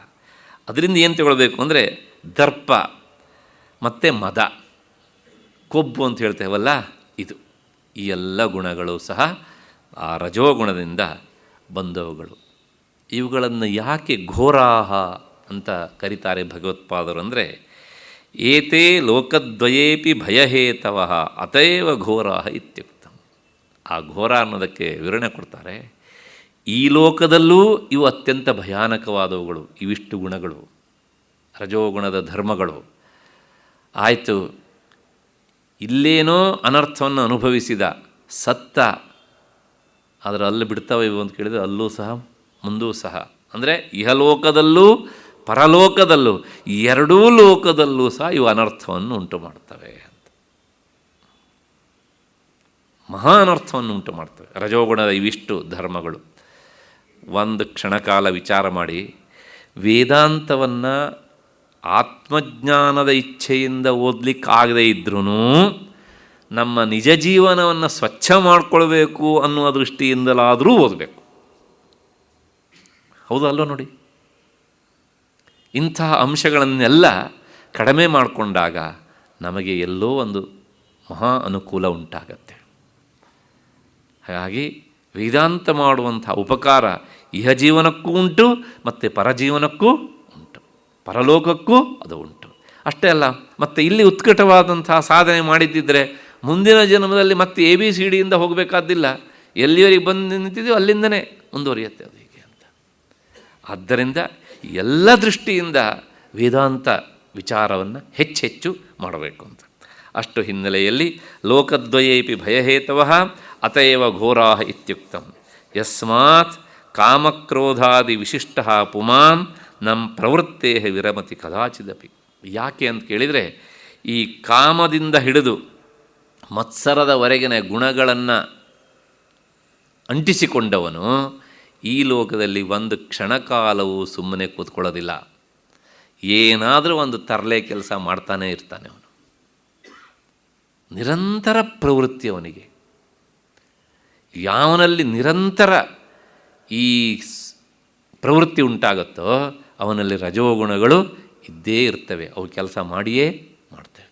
ರಜೋಗುಣದ ಧರ್ಮಗಳು ಕದಾಚಿದಪಿ ಸರ್ವದಾಪಿ ಯತ್ಕಿಂಚಿತ್ ಕುರ್ವಾಣ ಏವ ಅವತಿಷ್ಠತೆ. ಯಾವಾಗಲೂ ಸಹ ಏನಾದರೂ ಒಂದನ್ನು ಮಾಡ್ತಾನೆ ಇರ್ತಾನೆ. DVG ಅವರು ಹೇಳ್ತಾರಲ್ಲ, ಎದ್ದೆದ್ದು ಬೀಳುತ್ತಿಹೆ ಗುದ್ದಾಡಿ ಸೋಲುತ್ತಿಹೆ ಗದ್ದಲವ ತುಂಬಿ ಪ್ರಸಿದ್ಧನಾಗುತ್ತಿಹೆ ಉದ್ಧರಿಸುವೆನೆನ್ನುವ ಸಖನೆ ನಿನ್ನುದ್ಧಾರವೆಷ್ಟಾಯ್ತೋ ಮಂಕುತಿಮ್ಮ. ಎದ್ದೆದ್ದು ಬೀಳ್ತಾನೆ, ಸೋಲ್ತಾನೆ, ಮತ್ತೆ ಪುನಃ ಅದೇ ಕೆಲಸ. ಹೇಳ್ತಾರಲ್ಲ, ನಾನು ಬಿದ್ದರೂ ಸಹ ಮೀಸೆ ಮೇಲೆ ಇದೆ ಅಂತ. ಹೀಗೆ ಈ ಪ್ರವೃತ್ತಿ ಕಾರಣವಾದದ್ದು, ಇದಕ್ಕೆ ಕಾರಣವಾದದ್ದು ಈ ರಜೋಗುಣದ ಧರ್ಮಗಳು. ರಜಃಕರ್ಮಣಿ ಭಾರತ ಸಂಜಯತಿ ಇತ್ಯುಕ್ತತ್ವಾದ್ ಗೀತಾಯಾಮ್. ಭಗವದ್ಗೀತೆಯಲ್ಲೂ ಸಹ ಭಗವಂತ ಹೇಳ್ತಾನೆ, ಈ ರಜೋಗುಣ ಯಾವನಲ್ಲಿ ಹೆಚ್ಚಾಗಿ ಕೆಲಸ ಮಾಡುತ್ತೋ ಅವನು ನಿರಂತರ ಕರ್ಮದಲ್ಲಿ ತೊಡಗಿರ್ತಾನೆ. ರಜಃಕರ್ಮಣಿ ಭಾರತ ಅಂದರೆ ಆ ಕರ್ಮ ಪ್ರವೃತ್ತಿಯಲ್ಲಿ ರಜೋಗುಣ ನಮ್ಮನ್ನು ತೊಡಗಿಸ್ತದೆ ಅನ್ನೋದನ್ನು. ಇಷ್ಟಾದ ಮೇಲೆ ಪ್ರವೃತ್ತಿ ಲಕ್ಷಣ ದೋಷ ಐತಿ ನ್ಯಾಯಸೂತ್ರಂ. ಹಾಗಿದ್ರೆ ಇದು ಸರಿಯಲ್ಲೋ ಅಂತ ಕೇಳಿದರೆ, ನ್ಯಾಯಸೂತ್ರ, ಗೌತಮನ ನ್ಯಾಯಸೂತ್ರದ ಉದಾಹರಣೆಯನ್ನು ಕೊಡ್ತಾರೆ. ಪ್ರವರ್ತನಾ ಲಕ್ಷಣ ದೋಷ, ಎಲ್ಲೆಲ್ಲಿ ಅತಿಯಾದ ಪ್ರವೃತ್ತಿ ಉಂಟಾಗುತ್ತೋ ಅದೊಂದು ಮಹಾದೋಷ ಅಂತ. ಈ ಮಹಾದೋಷ ಉಂಟಾಗುವಿಕೆ ರಜೋಗುಣದಿಂದ, ಅವುಗಳ ಧರ್ಮದಿಂದಾಗಿ ಅಂತ ಗೌತಮ ಮುನಿಗಳು ಹೇಳ್ತಾರೆ. ಸರ್ವತೋ ನಿವೃತ್ತೌ ಹಿ ಸುಖಂ. ಹಾಗಿದ್ದರೆ ಸುಖ ಬೇಕು ಅಂದರೆ ಏನು ಮಾಡಬೇಕು ಅಂದರೆ, ಈ ರಜೋಗುಣದಿಂದ ಉಂಟಾಗುವ 10 ಧರ್ಮಗಳೇನಿದ್ದಾಗಲ್ಲ ಇವುಗಳಿಂದ ದೂರ ಸರಿ. ಇವುಗಳಿಂದ ನಿವೃತ್ತನಾದವನಿಗೆ ಕಾಮ, ಕ್ರೋಧ, ಲೋಭ, ದಂಭ, ಅಭ್ಯಸೂಯ, ಅಹಂಕಾರ, ಈರ್ಷ್ಯ, ಮತ್ಸರ ಮತ್ತು ಈ ದರ್ಪ, ಮದ, ಇವುಗಳಿಂದ ದೂರ ಸರಿದವನಿಗೆ ಶಾಂತಿ. ಅದೊಂದು ಮಹಾದೊಡ್ಡ ಸಂಪತ್ತು. ನಿವೃತ್ತವು ಸುಖಂ. ಅತ್ರ ಕಸ್ಯಾಪಿ ನಿವೃತ್ತಿ ಪ್ರಯೋಜಕತ್ವಾಭಾವಾತ್ ಲೋಭ ಪ್ರವೃತ್ತಿರಾರಂಭ ಕರ್ಮಣಾಮಶಮಸ್ಪೃಹ ರಜಸ್ಸೇತಾನ ಜಾಯಂತೆ ವಿವೃದ್ಧೇ ಭರತರ್ಷಭ. ಇದರಲ್ಲಿ ಗೀತಾಚಾರ್ಯನೂ ಸಹ ಗೀತೆಯಲ್ಲಿ ಇದೇ ಮಾತನ್ನು ಹೇಳ್ತಾನೆ. ಆದ್ದರಿಂದ ಈ ಎಲ್ಲ ಧರ್ಮಗಳು ರಜೋಗುಣಗಳಿಂದ ಉಂಟಾದವುಗಳು. ಇವೂ ಸಹ ಕಾರಣ ಶರೀರಕ್ಕೆ ಸಂಬಂಧಪಟ್ಟವುಗಳು, ಆತ್ಮನಿಗೆ ಅಲ್ಲ. ಆತ್ಮನ ಇರುವಿಕೆಯಿಂದ ಇವೆಲ್ಲವೂ ಸಹ ಕೆಲಸ ಮಾಡ್ತಾ ಇರ್ತವೆ ಅಷ್ಟೇ.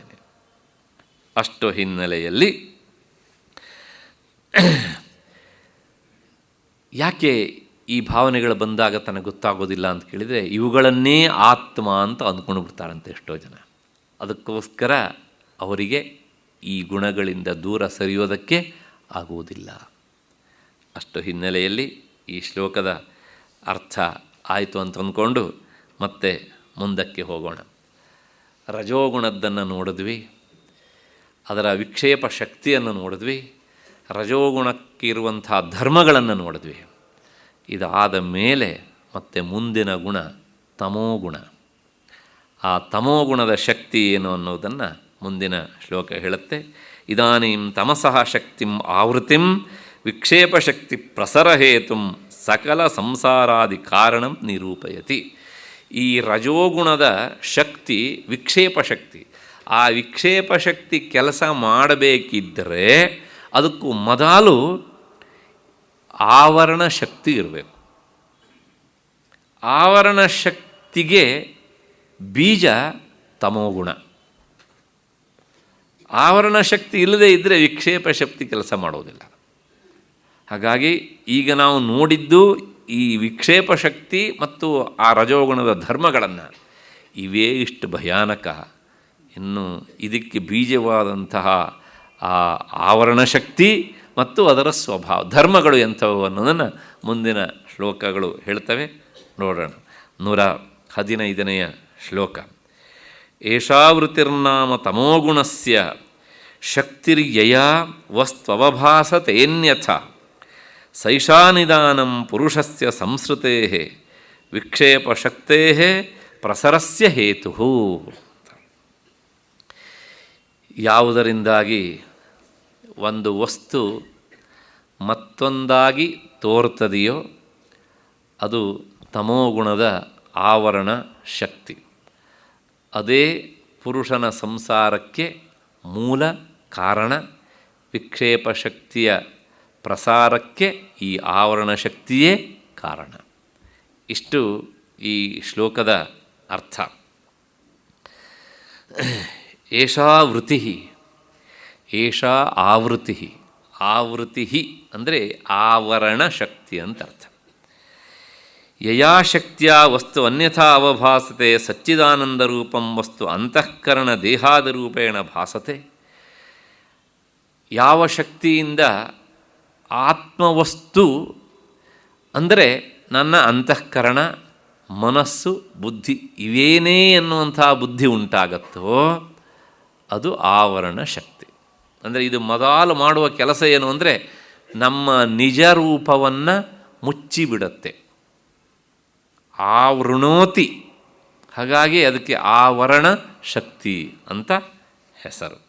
ಆವೃತ್ತಿ ಆವರಣಂ ನಾಮ ತಮೋಗುಣಸ್ಯ ಶಕ್ತಿ. ಇದು ತಮೋಗುಣದಿಂದ ಉಂಟಾಗುವಂಥದ್ದು. ಪುರುಷಸ್ಯ ಸಂಸ್ಕೃತೇ ದುಃಖ ಜನ್ಮ ಜರಾ ಮರಣಾದಿ ರೂಪಾಯ ನಿಧಾನಂ ಆದಿ ಕಾರಣ. ಮೊದಲು ನಮ್ಮ ನಿಜ ರೂಪವನ್ನು ಮರೆಮಾಚತ್ತೆ. ಅದಾದ ಮೇಲೆ ವಿಕ್ಷೇಪ ಶಕ್ತಿ ಕೆಲಸ ಮಾಡುತ್ತೆ. ಹಾಗಾಗಿ ಸಂಸಾರಕ್ಕೆ ಬರಲಿಕ್ಕೆ ಏನು ಬೇಕೋ ಅದೆಲ್ಲವನ್ನೂ ಮಾಡುವ ಮೊದಲ ದುರಂತವಾದಂಥ ಶಕ್ತಿ ಈ ಆವರಣ ಶಕ್ತಿ. ಸಂಸಾರಕ್ಕೆ ನಾವು ಬರುವ ಹಾಗೆ ಮಾಡುವುದೇ ಇದು ಆವರಣ ಶಕ್ತಿ. ಅಷ್ಟಾದ ಮೇಲೆ ಭ್ರಾಂತ್ಯಾಕಿಲ ಅನಾತ್ಮಧರ್ಮಾನ್ ಅಸಂಸಾರಿಣಿ ಮನ್ಯತೆ. ಇದು ಈ ಆವರಣ ಶಕ್ತಿ ನಿಜ ರೂಪವನ್ನು ಮರೆಮಾಚಿದ್ರಿಂದಲೇ ನಿರ್ಗುಣ ನಿರಾಕಾರ ನಿಷ್ಕ್ರಿಯ ಅಂಥ ಆತ್ಮನಲ್ಲಿ ಎಲ್ಲ ಸಂಸಾರ ಧರ್ಮಗಳು ಉಂಟಾಗುವ ಹಾಗೆ ಈ ಆವರಣ ಶಕ್ತಿ ಮಾಡುತ್ತೆ. ಆವರಣ ಶಕ್ತಿ ಮಾಡುತ್ತೆ ಅಂದರೆ ಆತ್ಮನನ್ನು ಮರೆಮಾಚುತ್ತೆ. ಹಾಗೆ ವಿಕ್ಷೇಪ ಶಕ್ತಿ ಏನು ಮಾಡುತ್ತೆ, ಅದರಲ್ಲಿ ಎಲ್ಲ ಆತ್ಮನದ ಅಲ್ಲದೇ ಇರುವಂಥ ಗುಣಗಳನ್ನೆಲ್ಲ ತೋರಿಸ್ತಾ ಹೋಗುತ್ತೆ. ಅತಃ ಅಯಥಾವಸ್ತೋಭಾಸರೂಪ ಭ್ರಾಂತಿ ಹೇತು ಆವರಣ ಶಕ್ತಿರೇವ ಸಂಸಾರ ನಿಧಾನಂ. ಆದ್ದರಿಂದ ಇದ್ದದ್ದನ್ನು ಮರೆಮಾಚಿ ಇಲ್ಲದೇ ಇರುವುದು ತೋರುವುದಕ್ಕೆ ಕಾರಣವಾದಂಥ ಆವರಣ ಶಕ್ತಿ ಸಂಸಾರಕ್ಕೆ ಅದು ಕಾರಣ. ಏತಸ್ಯ ಅಭಾವೇ ವಿಕ್ಷೇಪ ಶಕ್ತಿ ಅಕಿಂಚಿತ್ ಕರೋತಿ ಇತ್ಯಹ.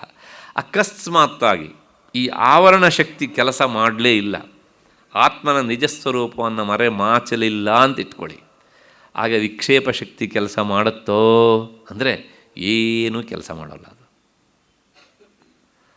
ಆವರಣ ಶಕ್ತಿ ಬಂದು ಮೊದಲು ನಿಜಸ್ವರೂಪವನ್ನು ಮುಚ್ಚಿದರೆ ಆಗ ಅಲ್ಲಿ ಇಲ್ಲದೇ ರೂಪವನ್ನು ಹುಟ್ಟಿಸಿ ವಿಕ್ಷೇಪ ಶಕ್ತಿ ಕೆಲಸ ಮಾಡುತ್ತೆ. ಅದಕ್ಕೋಸ್ಕರ ಒಂದು ಉದಾಹರಣೆಯನ್ನು ಕೊಡ್ತಾರೆ ಅವರು. ಆವೃತೆ ರಜ್ಜುಸ್ವರೂಪೇ ಸರ್ಪರೂಪ ವಿಕ್ಷೇಪ ಉತ್ಪಾದ್ಯ ಭಯಾದಿಕಂ ಜನಯತಿ. ನಿನ್ನೆನೂ ಈ ಮಾತು ಬಂದಿತ್ತು.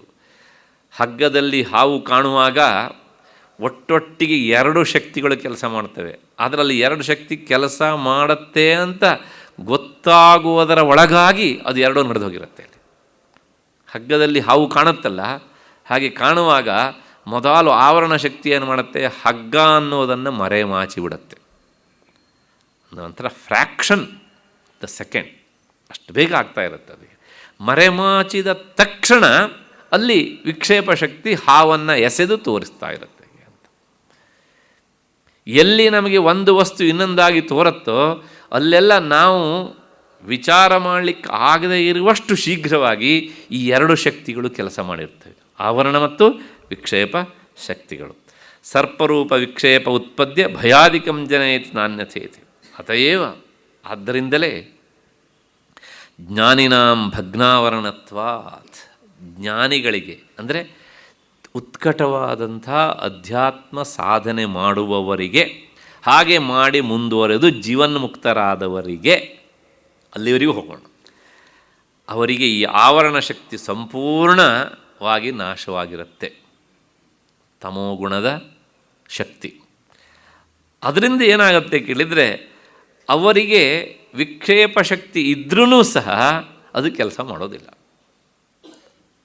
ಹೇಗೆ ಅಂದರೆ ಈ ವಿಷದ ಹಲ್ಲನ್ನು ಮುರಿದಂಥ ಹಾವು ಕಚ್ಚಿದರೂ ಏನೂ ತೊಂದರೆ ಆಗದೆ ಇರುವ ಹಾಗೆ,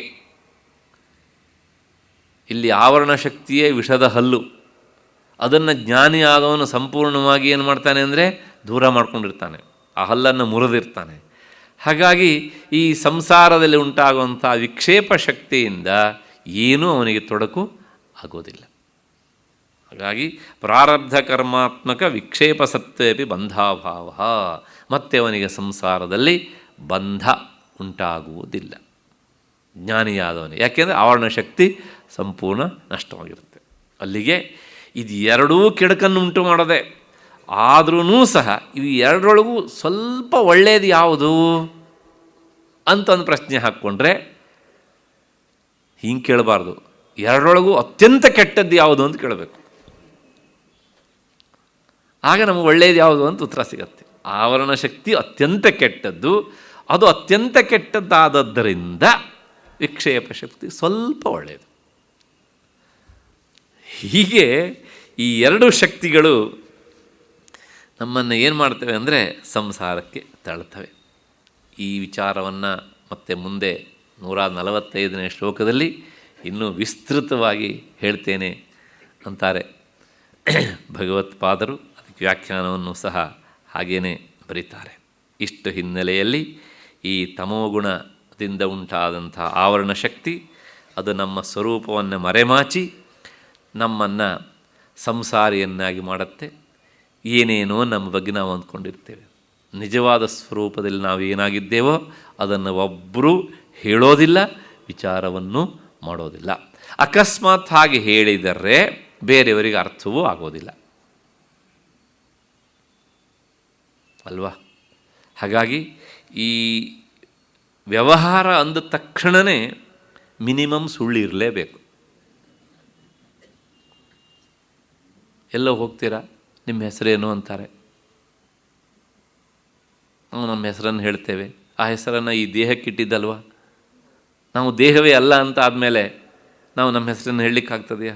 ಹಾಗೆ ಅಂತ ಅಲ್ಲಿ ಹೋದವರು ನಿಮ್ಮ ಹೆಸರೇನು ಅಂತ ಕೇಳಿದಾಗ ನನಗೆ ಹೆಸರಿಲ್ಲ, ಈ ದೇಹಕ್ಕೆ ಹೆಸರಿಟ್ಟಿದ್ದಾರೆ, ಇದನ್ನು ಬರ್ಕೊಳ್ಳಿ ಅಂತಂದರೆ ಅಲ್ವಾ. ಹಾಗಾಗಿ ಆರೋಪ ಮಾಡಿಕೊಂಡೇ ನಮ್ಮೆಲ್ಲ ಕೆಲಸವನ್ನು ಸಹ ನಾವು ಮಾಡ್ತಾನೇ ಇರ್ತೇವೆ. ಅಷ್ಟ ಹಿನ್ನೆಲೆಯಲ್ಲಿ ವಿಕ್ಷೇಪ ಜನನದ್ವಾರ ಬಂಧ ಹೇತು. ನಾವು ಎಷ್ಟೆಷ್ಟು ನಮ್ಮ ಮೇಲೆ ಹೀಗೆ ಆರೋಪ ಮಾಡ್ಕೊಳ್ತಾ ಇರ್ತೇವೋ ಅಷ್ಟಷ್ಟು ನಾವು ನಮ್ಮನ್ನು ಬಂಧನಕ್ಕೆ ಸಿಲುಕಿಸಿ ಕೊಳ್ಳುತ್ತೇವೆ. ಅಷ್ಟ ಹಿನ್ನೆಲೆಯಲ್ಲಿ ಈ ಆವರಣ ಶಕ್ತಿ, ಅದರ ಧರ್ಮ ಎಂಥದ್ದು, ಶಕ್ತಿ ನೋಡಿದ್ವಿ, ವಿಕ್ಷೇಪ ಶಕ್ತಿಯನ್ನು, ಆವರಣ ಶಕ್ತಿಯನ್ನು ನೋಡಿದ್ವಿ ನಾವು. ಮತ್ತು ಅದು ಇನ್ನೇನೇನು ಮಾಡುತ್ತೆ, ಎಂಥೆಂಥವರನ್ನೂ ಸಹ ಅದು ಹೇಗೆ ತನ್ನ ಅಧೀನದಲ್ಲಿ ಇರಿಸಿಕೊಳ್ಳುತ್ತೆ ಆವರಣ ಶಕ್ತಿ ಅನ್ನೋದನ್ನು ಮುಂದಿನ 116ನೇ ಶ್ಲೋಕ ಹೇಳುತ್ತೆ. ಅದರ ಪ್ರಭಾವ ಹೇಗಿರುತ್ತೆ ಅನ್ನೋದನ್ನು ಈ ಶ್ಲೋಕ ನಮಗೆ ಬಹಳ ಸುಂದರವಾಗಿ ತಿಳಿಸಿಕೊಡುತ್ತೆ. ಇದರ ಛಂದಸ್ಸು ಬೇರೆ, ಅತ್ಯಂತ ದೊಡ್ಡದಾದಂತಹ ಛಂದಸ್ಸು. ಈ ವಿವೇಕ ಚೂಡಾಮಣಿಯಲ್ಲಿ ಭಗವದ್ಗೀತೆಯಲ್ಲಿ ಇರುವ ಹಾಗೆ ಶ್ಲೋಕಗಳೇ ಒಂದು ಯೂನಿಫಾರ್ಮಿಟಿ ಅನ್ನೋದು ಇಲ್ಲ. ಅಲ್ಲೂ ಇದೆ, 11ನೇ ಅಧ್ಯಾಯದಲ್ಲಿ ಬೇರೆ ಛಂದಸ್ಸು ಬರುತ್ತೆ, ಆದರೆ ಕಡಿಮೆ. ಸುಮಾರು 700 ಶ್ಲೋಕಗಳಲ್ಲಿ ಸುಮಾರು 630-40 ಶ್ಲೋಕಗಳು ಒಂದೇ ಅನುಷ್ಠುಪ್ ಛಂದಸ್ಸಿನಲ್ಲೇ ಬರ್ತವೆ. ಎಲ್ಲೋ ಕೆಲವು ಕಡೆಗೆ ಮಾತ್ರ ಕಾವ್ಯಮಯವಾಗಿ ಬರುತ್ತೆ. ಆದರೆ ಇಲ್ಲ ಹಾಗಲ್ಲ, ಇದ್ದಕ್ಕಿದ್ದಾಗೆ ಛಂದಸ್ಸಿನ ನಡೆ ಬದಲಾವಣೆ ಆಗಿಬಿಡುತ್ತೆ. ಎಲ್ಲಿ ವಿಷಯವನ್ನು ಹೆಚ್ಚು ಹೇಳಬೇಕೋ, ಒಂದರಲ್ಲೇ ಕಟ್ಟಿಕೊಡಬೇಕೋ, ಆಗ ಸಹಜವಾಗಿ ದೊಡ್ಡ ಛಂದಸ್ಸನ್ನು ಆಯ್ಕೆ ಮಾಡ್ಕೊಂಡು ಬಿಡ್ತಾರೆ ಗ್ರಂಥವನ್ನು ರಚಿಸುವಂಥವ್ರು. ಇಲ್ಲಿ ಹೆಚ್ಚು ವಿಷಯ ಹೇಳಬೇಕು ಆವರಣ ಶಕ್ತಿ ಬಗ್ಗೆ, ಅದಕ್ಕೋಸ್ಕರ ದೊಡ್ಡ ಛಂದಸ್ಸಿನಲ್ಲಿ ಅದನ್ನು ರಚನೆ ಮಾಡಿದ್ದಾರೆ ಭಗವತ್ಪಾದರು. ಪ್ರಜ್ಞಾವಾನಪಿ ಪಂಡಿತೋಪಿ ಚತಿರೋಪ್ಯತ್ಯಂತ ಸೂಕ್ಷ್ಮಾರ್ಥದೃಕ್ ವ್ಯಾಲೀಢಸ್ತಮಸಾ ನ ವೇತ್ತಿ ಬಹುಧಾ ಸಂಬೋಧಿತೋಪಿ ಸ್ಫುಟಂ ಭ್ರಾಂತ್ಯಾರೋಪಿತಮೇವ ಸಾಧು ಕಲಯತ್ಯಾಲಂಬತೆ ತದ್ಗುಣಾನ್ ಹಂತಾಸೌ ಪ್ರಬಲಾ ದುರಂತತಮಸಃ ಶಕ್ತಿರ್ಮಹತ್ಯಾವೃತಿ.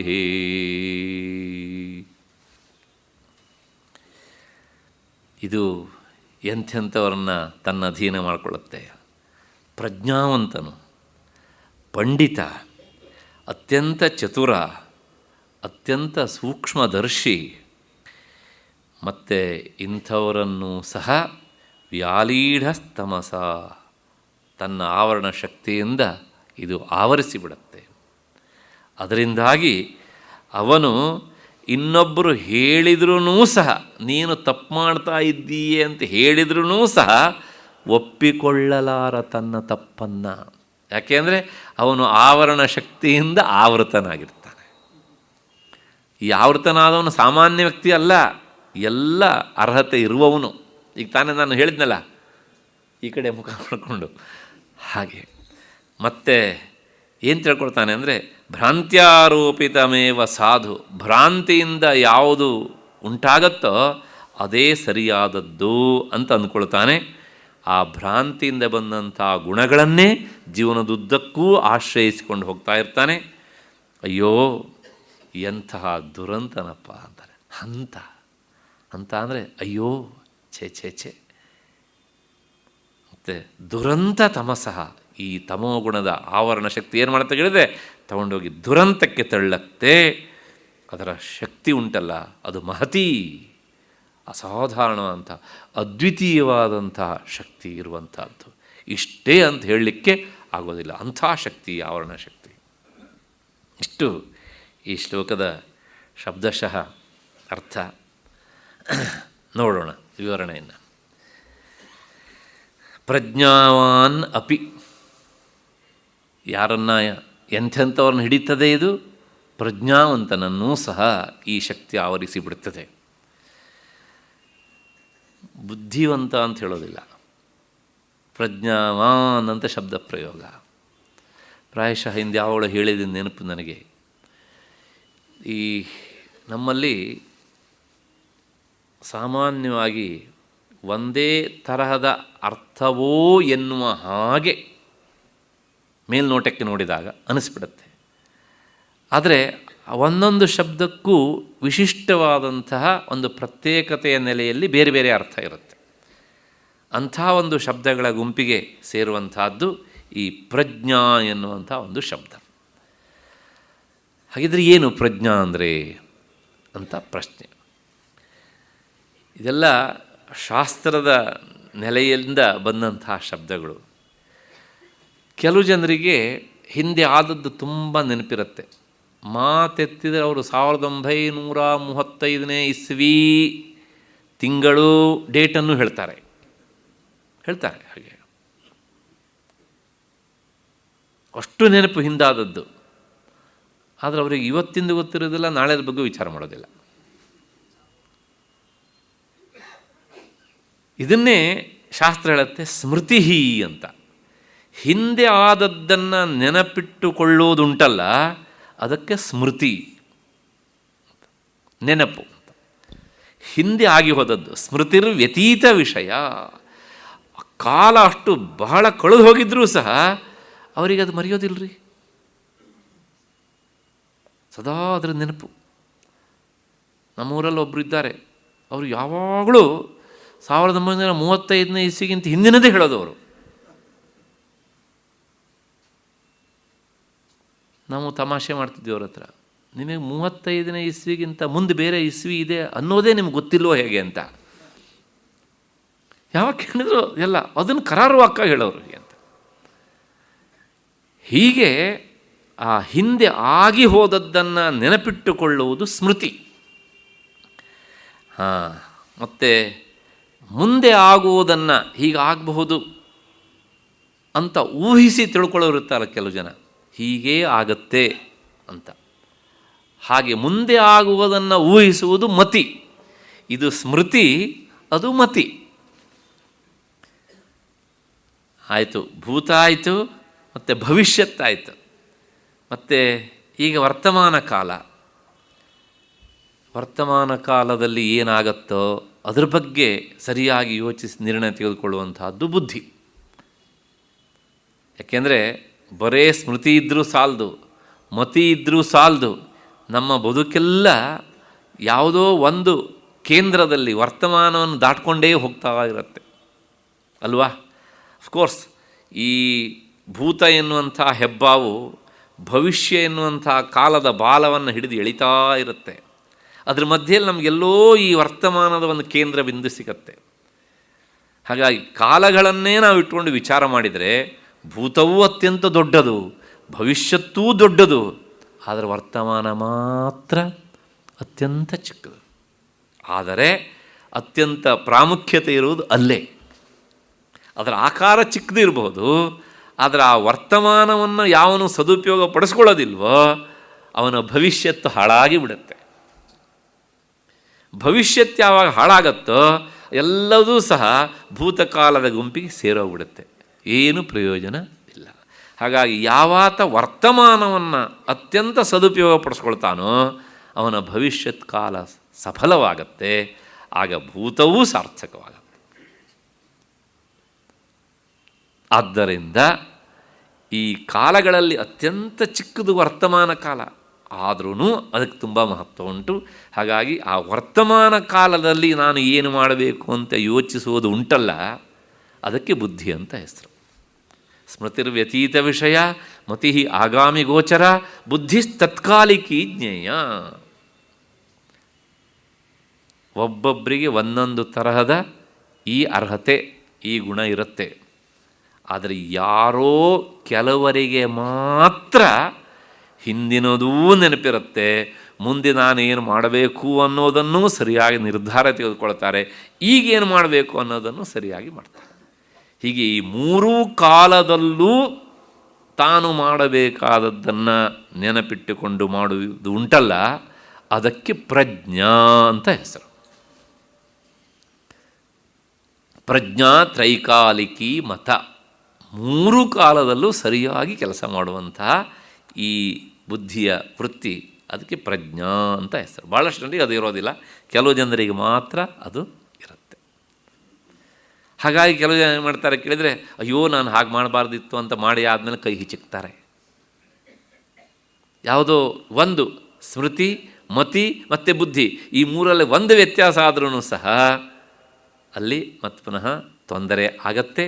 ಅವನು ಪ್ರಜ್ಞಾ ಉಳ್ಳವನು ಅಂತ ಕರೆಸ್ಕೊಳ್ಳಿಕ್ಕೆ ಆಗೋದಿಲ್ಲ. ಅಷ್ಟು ಹಿನ್ನೆಲೆಯಲ್ಲಿ ಪ್ರಜ್ಞಾವಾನಪಿ, ಈ ಮೂರು ಕಾಲದಲ್ಲೂ ಸರಿಯಾಗಿ ವಿಚಾರ ಮಾಡಿ ನಿರ್ಧಾರ ತೆಗೆದುಕೊಳ್ಳುವಂತಹ ಇಂತಹ ಜಾಣನನ್ನೂ ಸಹ ಆವರಣ ಶಕ್ತಿ ಏನು ಮಾಡುತ್ತೆ, ಆವರಿಸಿ ಬಿಡುತ್ತೆ. ಪ್ರಜ್ಞಾವಾನ್. ಇಷ್ಟಾದ ಮೇಲೆ ಮತ್ತೆ ಪಂಡಿತೋಪಿ. ಪಂಡಿತ ಅನ್ನೋದಕ್ಕೆ ಅರ್ಥ ಶಾಸ್ತ್ರದಲ್ಲಿ ಬೇರೆ ಬೇರೆ ಅರ್ಥಗಳಿವೆ ಇದಕ್ಕೆ. ಭಗವದ್ಗೀತೆಯಲ್ಲಿ ಪಂಡ ಆತ್ಮವಿಷಯಿಣಿ ಬುದ್ಧಿ, ಆತ್ಮಜ್ಞಾನವನ್ನು ಪಂಡ ಅಂತ ಕರೆದಿದ್ದಾರೆ. ಅದು ಉಳ್ಳವನು ಪಂಡಿತ ಅಂತ ಭಗವತ್ಪಾದರ ವ್ಯಾಖ್ಯಾನ ಅಲ್ಲಿ. ಆದರೆ ಇಲ್ಲಿ ಪಂಡಿತ ಅನ್ನೋದಕ್ಕೆ ಅರ್ಥ ಶಾಸ್ತ್ರಜನ್ಯ ಜ್ಞಾನಂ ಪರೋಕ್ಷಂ ಪಂಡಾ ಅಸ್ಯ. ಅಂದರೆ ಈ ಶಾಸ್ತ್ರ ಅಧ್ಯಯನದಿಂದ ಬರುವಂತಹ ಪರೋಕ್ಷ ಜ್ಞಾನಕ್ಕೆ ಪಂಡ ಅಂತ ಹೆಸರು. ಅದು ಉಳ್ಳವನು ಪಂಡಿತ. ಅಂದರೆ ಏನು ಹೇಳ್ದಂಗಾಯಿತು, ಆ ಶಾಸ್ತ್ರಾಧ್ಯಯನ ಮಾಡಿ ಮನಸ್ಸಿಗೆ ಬುದ್ಧಿಗೆ ಒಂದು ಸಂಸ್ಕಾರವನ್ನು ಕೊಟ್ಟು ಅತ್ಯಂತ ಪರಿಪಕ್ವ ಸ್ಥಿತಿಯಲ್ಲಿ ಇರುವವನು ಅವನು ಪಂಡಿತ ನಿಜವಾದ ಅರ್ಥದಲ್ಲಿ.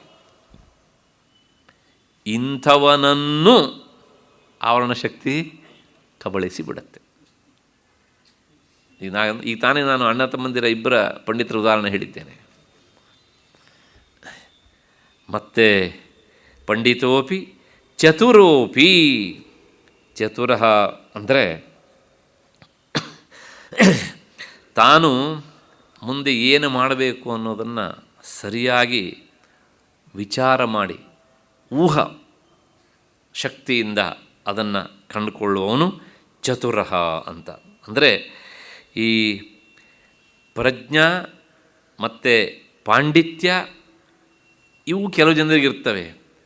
ಆದರೆ ಆ ಚಾತುರ್ಯತನ ಅನ್ನೋದಿರೋದಿಲ್ಲ. ಆ ಚಾತುರ್ಯ ಉಳ್ಳವನು ಚತುರ. ಅಂದರೆ ಒಂಥರ ಅದೊಂದು ಸ್ಪೆಷಲ್ ಸ್ಕಿಲ್. ಅದು ಎಲ್ಲರಲ್ಲೂ ನಾವು ಅದನ್ನು ಕಾಣೋದಿಲ್ಲ. ಅವ್ರು ಕೆಲವು ಜನರಿಗೆ ಮಾತ್ರ ಅದು ಬಂದುಬಿಡುತ್ತೆ ಅಂತ. ಅಂತಹ ಚತುರೋಪಿ, ಚತುರನೂ ಸಹ ಇಂಥವನನ್ನೂ ಸಹ ಹಿಡಿದುಬಿಡುತ್ತೆ. ಮತ್ತು ಅತ್ಯಂತ ಸೂಕ್ಷ್ಮಾರ್ಥ ದೃಕ್, ಅತ್ಯಂತ ಸೂಕ್ಷ್ಮವಾದದ್ದನ್ನು ಆತ ನೋಡ್ತಾನೆ. ನೋಡ್ತಾನೆ ಕಣ್ಣಿಂದ ಅಂತಲ್ಲ, ಬುದ್ಧಿಯಿಂದ ವಿಚಾರ ಮಾಡಬಲ್ಲ. ಇಂಥವನನ್ನೂ ಸಹ ಈ ಮಾಯೆ ಆವರಣ ಶಕ್ತಿ ಆವರಿಸದೆ ಬಿಡುವುದಿಲ್ಲ. ಹೇಗೆ ಅಂದರೆ, ಈಗ ಗಾಢಾಂಧಕಾರ ಕವಿದಿರುತ್ತೆ. ಆ ಕತ್ತಲಲ್ಲಿ ನೋಡಿ ನಮ್ಮ ಕಣ್ಣು ಕೆಲಸ ಮಾಡೋದಿಲ್ಲ. ಆದರೆ ಈ ಹಾವುಗಳು, ಕೆಲವು ಪ್ರಾಣಿಗಳಿರ್ತಾವಲ್ಲ, ಅವುಗಳ ಕಣ್ಣು ಕೆಲಸ ಮಾಡುತ್ತೆ. ಆ ಕತ್ತಲನ್ನು ಭೇದಿಸಿಕೊಂಡು ಅವು ಹೋಗ್ತಾ ಇರುತ್ತವೆ. ನಮಗೆ ಆ ಶಕ್ತಿ ಉಂಟೋ? ಇಲ್ಲ. ಅವುಗಳಿಗೆ ಆ ಶಕ್ತಿ ಉಂಟು. ಹಾಗೆ ಈ ಸೂಕ್ಷ್ಮಾರ್ಥ ದೃಕ್ 100ಕ್ಕೆ 99% ಜನರಿಗೆ ಗೊತ್ತಾಗದೇ ಇರುವಂತಹ ವಿಚಾರ ಅವನಿಗೆ ಗೊತ್ತಾಗತ್ತೆ. ವಿಶ್ವೇಶ್ವರಯ್ಯನವರನ್ನು ಒಮ್ಮೆ ಮನಸ್ಸಿಗೆ ತಂದುಕೊಳ್ಳಿ. 100 ಜನ ಇಂಜಿನಿಯರ್ಗಳಲ್ಲಿ ಹೋಗಿ ನೋಡಿದರೂ ಸಹ ಅವರ ತಲೆಗೆ ಏನು ಹೊಳಿದೇ ಇದ್ದಾಗ ವಿಶ್ವೇಶ್ವರಲ್ಲಿ ಹೋದರೆ ಇದನ್ನು ಹೀಗೆ ಮಾಡ್ಬೋದು ಅಂತ ಸಲೀಸಾಗಿ ಹೇಳ್ತಿದ್ರು ಅವರು. ಇವತ್ತಿಗೂ ಸಹ ಅದನ್ನು ಹೇಗೆ ಮಾಡಿದ್ದಾರೆ ಅಂತ ಗೊತ್ತಾಗದೇ ಇರುವಂಥ ಎಷ್ಟೋ ಘಟನೆಗಳು ಇವೆ. ಅದು ಸೂಕ್ಷ್ಮಾರ್ಥ ದೃಕ್ ಅಂಥವರು, ಆ ಸೂಕ್ಷ್ಮವಾದದ್ದನ್ನು ತಿಳಿಯುವಂಥವರು. ಅಂಥವರನ್ನೂ ಸಹ ಆ ಆವರಣ ಶಕ್ತಿ ಆವರಿಸದೆ ಬಿಡುವುದಿಲ್ಲ. ಮತ್ತಷ್ಟೇ ಅಲ್ಲ, ವ್ಯಾಲೀಢಸ್ತಮಸ ನವೇತ್ತಿ ಬಹುಧಾ ಸಂಬೋಧಿತೋಪಿ ಸ್ಫುಟನ್. ಬಹುಧಾ ಸಂಬೋಧಿತೋಪಿ, ಅವನನ್ನು ಕುರಿತು ನೀನು ಮಾಡ್ತಾ ಇರೋದು ತಪ್ಪಪ್ಪ ಅಂತ ಹೇಳಿದಿ. ಒಂದು ಸಲ ಅಲ್ಲ, 2 ಸಲ ಅಲ್ಲ, ಬಹಳಷ್ಟು ಸಲ ಹೇಳಿದ್ರೂ ಸಹ ಈ ಆವರಣ ಶಕ್ತಿಯಿಂದ ಆವರಿಸಲ್ಪಟ್ಟಂಥ ಆತ ವಿವೇಕದ ಮಾತನ್ನು ಕೇಳಿಸಿಕೊಳ್ಳುವುದಿಲ್ಲ. ಎಷ್ಟು ಸಲ ಹೇಳಿದರೂ ಸಹ ಇದು ತಪ್ಪು ಅಂತ ಹೇಳಿದರೂ ಸಹ ಅದನ್ನು ಕೇಳಿಸಿಕೊಳ್ಳೋದಿಲ್ಲ. ಯಾಕೆ ಅಂತ ಕೇಳಿದರೆ, ಶೃಣ್ವಂತೋಪಿ ಬಹವೋ ಯಂ ನ ವಿದ್ಯುಹು. ಆತ್ಮವಸ್ತುವಿನ ಬಗ್ಗೆ ಹೇಳಿದರೆ ಅಂಥವರಿಗೆ ಅರ್ಥ ಆಗೋದಿಲ್ಲ. ಯಾಕೆಂದರೆ ಕೇಳಿದ್ರೂ ಸಹ ಅವರಿಗೆ ಅರ್ಥ ಆಗುವುದಿಲ್ಲ. ಇನ್ನು ಹೀಗಿದ್ದ ಅವರು ಸ್ವತಃ ಇಲ್ಲಿಂದ ಪ್ರಯತ್ನ ಮಾಡೋದಿಲ್ಲ. ಹಾಗಾಗಿಯೇ ಈ ಆವರಣ ಶಕ್ತಿಯಿಂದ ಯಾರು ಆವೃತರಾಗ್ತಾರೋ ಅವರಿಗೆ ಆತ್ಮವಿಚಾರ ಬಹಳ ದೂರ ಆಗಿಬಿಡುತ್ತೆ. ಅದಕ್ಕೋಸ್ಕರ ಉಪನಿಷತ್ ಹೇಳುತ್ತೆ, ನಾಯಮಾತ್ಮ ಬಲಹೀನೇನ ಲಭ್ಯ. ಯಾವ ಬಲ, ತೋಳು ಬಲ ಅಲ್ಲ, ವಿಚಾರ ಎನ್ನುವಂಥ ಬಲ ಯಾರಲ್ಲಿ ಇಲ್ವೋ ಅವನಿಗೆ ಆತ್ಮವಸ್ತು ದೂರ ಸಿಗೋದಿಲ್ಲ. ಯಾಕೆ ಅವರಿಗೆ ಆ ವಿಚಾರದ ಬಲ ಇರೋದಿಲ್ಲ ಅಂದರೆ ಈ ಆವರಣ ಶಕ್ತಿ ಕವದಿ ಇರುತ್ತೆ. ಹೋಗಲಿ, ನೀನು ಮಾಡ್ತಾ ಇರೋದು ತಪ್ಪು ಅಂತ ಪ್ರತ್ಯಕ್ಷ ಉದಾಹರಣೆ ಕೊಟ್ಟು ರೆಡ್ ಹ್ಯಾಂಡಾಗಿ ಹಿಡಿದು ಹೇಳಿದ್ರೂ ಸಹ ಇಲ್ಲ, ಮತ್ತೆ ತಿದ್ಕೊಳ್ಳೋದು, ನಾಳೆಯಿಂದ ಹಾಗೇನೆ. ಅದು ಒಂದು ರೀತಿಯ ಲಾಂಗೂಲ ಇದ್ದ ಹಾಗೇನೆ. ಮತ್ತೆ ನವೇತ್ತಿ ನ ಮೇಧಯ ನ ಬಹುನಾಶ್ರುತೇನ. ಮತ್ತು ಕೆಲವು ಜನ ತುಂಬ ತಿಳ್ಕೊಂಡಿರ್ತಾರೆ, ಸಾಕಷ್ಟು ಓದಿರ್ತಾರೆ, ಆದರೂ ಸಹ ಅವರು ತಪ್ಪನ್ನು ಮಾಡ್ತಾನೇ ಇರ್ತಾರೆ. ಯಾಕೆಂದರೆ ಆವರಣ ಶಕ್ತಿ ಆವರಿಸಿದ್ದು. ಹಾಗಾಗಿಯೇ ಈ ಆತ್ಮವಸ್ತುವಿನ ವಿಚಾರ ಬಂದಾಗ ಆಶ್ಚರ್ಯವತ್ ಪಶ್ಯತಿ, ಬಹಳ ಆಶ್ಚರ್ಯದಿಂದ ನೋಡ್ತಾರಂತೆ. ಯಾಕೆ ಅಂದರೆ, ಅರೆ ನನಗೂ ಬಾಯಿ ಉಂಟು, ನನಗೂ ಬುದ್ಧಿ ಉಂಟು, ಇಂಥ ವಿಚಾರ ಹೊಳಿಲಿಲ್ವಲ್ಲ ಅಂತ ಆ ಕ್ಷಣಕ್ಕೆ ಒಂದು ಸಲ ಅನಿಸುತ್ತೆ. ಮತ್ತು ಮರುಕ್ಷಣದಲ್ಲಿ ಏನಾಗುತ್ತೆ ಕೇಳಿದರೆ ಆವರಣ ಶಕ್ತಿಯಿಂದಾಗಿ ಅವರ ಬುದ್ಧಿಗೆ ಮಂಕು ಕವಿತದೆ. ಹೀಗೆ ಉಪನಿಷತ್ತುಗಳು ಈ ಆವರಣ ಶಕ್ತಿಯಿಂದ ಆವೃತರಾದವರು ಹೇಗಿರ್ತಾರೆ ಅನ್ನೋದಕ್ಕೆ ಉದಾಹರಣೆನೆಲ್ಲ ಕೊಡ್ತಾ ಹೋಗುತ್ತೆ. ಕೊನೆಗೆ ಏನು ತಿಳ್ಕೊಳ್ತಾರೆ ಅಂದರೆ, ಆವರಣ ಶಕ್ತಿಯಿಂದ ಆವೃತರಾಗಿ ಸಂಪೂರ್ಣವಾಗಿ ದೇಹಾಭಿಮಾನವನ್ನು ಪಡೆದವರು, ಅಂದರೆ ಈ ದೇಹವೇ ಆತ್ಮ ಅಂತ ಅಂದ್ಕೊಂಡು ಪೂಜಾ ಅವಮಾನಾದೀನ್ ದೃಢತರತ್ವ, ಈ ತನಗೆ ಇನ್ನೊಬ್ಬರು ಕೊಡುವಂಥ ಗೌರವ ಅಥವಾ ಇನ್ನೊಬ್ಬರಿಂದ ಅಂಥ ಅವಮಾನ ಇದೆಲ್ಲವೂ ನನಗೆ ನಿಜವಾಗಿ ಆದದ್ದು ಅಂತ ಅಂದ್ಕೊಂಡು ಅಲ್ಲಿಯೇ ಓಲಾಡ್ತಾ ಅದರಿಂದಲೇ ಸಂತೋಷ, ಅದರಿಂದಲೇ ದುಃಖ ಪಡ್ತಾ ಇರ್ತಾರೆ. ಕಾರಣ ಆವರಣ ಶಕ್ತಿ ಅವರನ್ನು ಕಬಳಿಸಿದ್ದು. ಹೀಗೆ ಇಷ್ಟು ಹಿನ್ನೆಲೆಯಲ್ಲಿ ಮತ್ತೆ ಪುನಃ ಆವರಣ ಶಕ್ತಿಯಿಂದ ಅತಿಯಾಗಿ ಆವರಿಸಿದವರು ಈ ದೇಹಾತ್ಮ ಬುದ್ಧಿಯಿಂದ ಶರೀರದವೇ ಆತ್ಮ ಅಂತ ಅಂದ್ಕೊಂಡು ಇಲ್ಲಿಯೇ ತೊಳಲ್ತಾ ಇರ್ತಾರೆ. ಇಂಥವರನ್ನು ಕಂಡು ಉದ್ಗಾರ ಹಂತ, ಅಯ್ಯೋ ಅಂತ. ಇಷ್ಟು ಪರಿಪರಿಯಾಗಿ ಶಾಸ್ತ್ರ ಹೇಳಿದರು, ವಿವೇಕಿಗಳು ಹೇಳಿದರೂ ಸಹ ಇವರು ಕೇಳೋದಿಲ್ವಲ್ಲಪ್ಪ. ಒಂದು ಸಲ ಒಳಮುಖವಾಗಿ ವಿಚಾರ ಮಾಡಿದರೆ ಹೌದು ಅಂತ ಅನ್ನಿಸ್ತಿತ್ತು, ಆದರೆ ಮಾಡೋದಿಲ್ಲ ಅಂತ. ಅಸೌ ದುರಂತತಮಸಃ ದುಷ್ಟಃ ಅಂತಹ ಪರ್ಯವಸಾನಂ. ಇದು ದುರಂತದಲ್ಲಿ ಪರ್ಯವಸಾನವನ್ನು ಮಾಡುವಂಥದ್ದು, ಮುಕ್ತಾಯವಾಗುವಂಥದ್ದು. ಆದ್ದರಿಂದ ಈ ಆವರಣ ಶಕ್ತಿ ಇದು ದುರ್ನಿರಸ, ಅಷ್ಟು ಸುಲಭವಾಗಿ ಹೋಗುವುದಿಲ್ಲ. ಯಾವಳು ಹಾಗೆ ಈ ಒಮ್ಮೆ ಅಜ್ಞಾನ ಈ ಇದರಿಂದ ಬಂದಂಥ ಆವರಣ ಶಕ್ತಿ ಅಡರಿದರೆ ಅದು ಸುಲಭಕ್ಕೆ ಹೋಗುವುದಿಲ್ಲ. ಏನೇ ಮಾಡಿದರೂ ಸಹ ತಾನು ಹೇಳ್ತಾ ಇರುವುದೇ ಸರಿ ಎನ್ನುವಂತಹ ಭಾವನೆ ಬರ್ತಾ ಇರುತ್ತೆ ಅವರಿಗೆ. ಆದ್ದರಿಂದ ಆವರಣ ಶಕ್ತಿ ಇಂತಹ ದುರಂತವನ್ನು ಉಂಟು ಮಾಡುತ್ತೆ, ಅದನ್ನು ಕಡಿಮೆ ಮಾಡಿಕೊಳ್ಬೇಕು ಅಂತ ಹೇಳ್ತಾ ಈ ಶ್ಲೋಕದಲ್ಲಿ ಅದನ್ನು ತಿಳಿಸಿದ್ದಾಯಿತು. ಮುಂದೆ ಈ ಪ್ರಶ್ನೆ ಇಷ್ಟೇ, ಹಾಗಿದ್ದರೆ ಈ ಆವರಣ ಶಕ್ತಿ ಮತ್ತು ಇನ್ನೇನೇನು ಮಾಡುತ್ತೆ ಅನ್ನೋದನ್ನು ಮುಂದಿನ 117ನೇ ಶ್ಲೋಕದಲ್ಲಿ ಹೇಳ್ತಾರೆ. ಅದಕ್ಕೆ ಪೀಠಿಕೆಯಾಗಿ ಒಂದು ವಾಕ್ಯವನ್ನು ಹೇಳ್ತಾರೆ. ಶ್ರವಣ ಮನನ ನಿಧಿಧ್ಯಾಸನ ಜನ್ಯಜ್ಞಾನ ನಾಶ್ಯತ್ವಂ ತಸ್ಯಾಹ. ಹಾಗಿದ್ದರೆ ಈ ಆವರಣ ಶಕ್ತಿಯನ್ನು ಕಳ್ಕೊಳ್ಳೋದಕ್ಕೆ ಉಪಾಯವೇ ಇಲ್ವಾ ಅಂತ. ಇದು ವೇದಾಂತ ಶಾಸ್ತ್ರದ ಒಂದು ವಿಶೇಷತೆ. ಇಷ್ಟೆಲ್ಲ ಅನರ್ಥ ಮಾಡುತ್ತೆ ಅಂತ ಹೇಳಿದೆ, ಕೊನೆಗೆ ಇದಕ್ಕೆ ಬಿಡಿಸ್ಕೊಳ್ಳುವಂಥ ದಾರಿನೂ ಹೇಳಬೇಕಲ್ಲ, ಅದನ್ನು ಮರೀದೇ ಹೇಳ್ತಾರೆ ಶಾಸ್ತ್ರಕಾರರು. ಶ್ರವಣ ಮನನ ನಿಧ್ಯಾಸನ ಈ ಮೂರರಿಂದ ಹುಟ್ಟಿದಂಥ ಜ್ಞಾನದಿಂದ ಆವರಣ ಶಕ್ತಿ ನಾಶ ಆಗತ್ತೆ. ತಸ್ಯಾಹ ವಕ್ತುಂ ತತ್ತೃತಯ ನಿರಸ್ಯ ದೋಷಹೇತುರ್ಯಂ ಪ್ರತ್ಯಭಿನ್ನ ಬ್ರಹ್ಮಣಿ ಅಸಂಭಾವನಾಂ ಅನಾತ್ಮನಿ ಶರೀರಾದವು ವಿಪರೀತ ಆತ್ಮತ್ವ ಭಾವನಾಂ.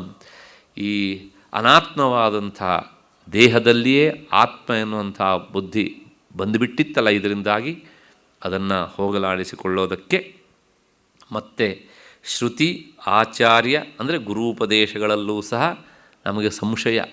ಉಪನಿಷತ್ತು ಹೀಗೆ ಹೇಳುತ್ತೆ, ಏನೋ ಸ್ವಾರ್ಥ ಇರಬೇಕು, ಗುರುಗಳು ಹೀಗೆ ಹೇಳ್ತಾರೆ, ಅವರಿಗೇನೋ ಲಾಭ ಇರಬೇಕು ಎನ್ನುವಂಥ ಸಂಶಯ ಬುದ್ಧಿಯಿಂದಲೇ ನೋಡ್ತೇವಲ್ಲ. ಇದನ್ನೂ ಸಹ ನಾವು ದೂರ ಮಾಡಿಕೊಳ್ಬೇಕು ಅಂದರೆ ಈ ಶ್ರವಣ ಮನನ ನಿಧ್ಯಾಸನಗಳಿಗೆ ಶರಣ ಹೋಗಬೇಕು. ಬಹುಧಾ ಮನಃ ವಿಕ್ಷಿಪಂತಿ ಪುಮಾಂಸಂ ಆಭಾಸಮಾನ ಸ್ವಸ್ವರೂಪಂ ಕುರ್ವತಿ ನಾಶಯತಿ ಇತಿ. ಹೀಗೆ ಇದನ್ನು ಮಾಡದೇ ಇದ್ದರೆ ದಿನದಿಂದ ದಿನಕ್ಕೆ ನಮ್ಮನ್ನು ವಿನಾಶದ ದಾರಿಯತ್ತ ಈ ಗುಣ ತಳ್ಳಿಬಿಡುತ್ತೆ. ಅದಕ್ಕೋಸ್ಕರ ಅದು ಉಂಟು ಮಾಡುವಂಥ ಧರ್ಮವನ್ನು ಮತ್ತೆ ಮುಂದಿನ ಶ್ಲೋಕದಲ್ಲಿ 117ನೇ ಶ್ಲೋಕದಲ್ಲಿ ಅದು ಏನೆಲ್ಲ ಧರ್ಮಗಳುಂಟು, ಈ ಆವರಣ ಶಕ್ತಿಗೆ ಕಾರಣವಾದಂತಹ ತಮೋಗುಣಕ್ಕೆ ಅನ್ನೋದನ್ನು ಮುಂದಿನ ಶ್ಲೋಕ ಹೇಳುತ್ತೆ. ಅಭಾವನ ವಾ ವಿಪರೀತ ಭಾವನ ಸಂಭಾವನ ವಿಪ್ರತಿಪತ್ತಿರಸ್ಯಾಹ ಸಂಸರ್ಗಯುಕ್ತಂ ನ ವಿಮುಂಚತಿ ಧ್ರುವಂ ವಿಕ್ಷೇಪಶಕ್ತಿ ಕ್ಷಪಯತ್ಯಜಸ್ರಂ. ಅಭಾವನ ಮತ್ತು ವಿಪರೀತ ಭಾವನ ಮತ್ತು ಸಂಭಾವನ ಇದನ್ನೆಲ್ಲ ಹೀಗೀಗೆ ಹೇಳಬೇಕು. ಆಮೇಲೆ ಮತ್ತೆ ವಿವರಣೆ ನೋಡೋಣ. ವಿಪ್ರತಿಪತ್ತಿ ಮತ್ತು ವಿಪ್ರತಿಪತ್ತಿ ಅಂದರೆ ತಪ್ಪಾದಂಥ ತಿಳುವಳಿಕೆ. ಈ ಎಲ್ಲವುಗಳಿಂದಲೂ ಕೂಡಿದ್ದು ಈ ಆವರಣ ಶಕ್ತಿ. ಇದು ಯಾರಲ್ಲಿ ಇರುತ್ತೋ ನ ವಿಮುಂಚತಿ ಧ್ರುವಂ ವಿಕ್ಷೇಪ ಶಕ್ತಿ, ಅದು ಈ ಮನುಷ್ಯನನ್ನು ನರನನ್ನು ಅದು ಸುಲಭವಾಗಿ ಬಿಡೋದಿಲ್ಲ. ಅವನನ್ನು ಮತ್ತೆ ಮತ್ತೆ ಕ್ಷಪಯತಿ ನಾಶದ ಕಡೆಗೆ ತಳ್ತಾ ಇರ್ತದೆ ಅಂತ. ಇಷ್ಟು ಈ ಶ್ಲೋಕದ ಅರ್ಥ. ಅಭಾವನ ಏನು? ಅಭಾವನ ಅಂದರೆ ಶಾಸ್ತ್ರೇಣ ಉಚ್ಯಮಾನಂ ಜೀವಬ್ರಹ್ಮ ಐಕ್ಯಂ ಪ್ರಪಂಚಮಿಥ್ಯಾತ್ವಂಚ ನ ಸಂಭವತಿ. ಇದಕ್ಕೆ ಅಭಾವನ ಅಂತ ಹೆಸರು.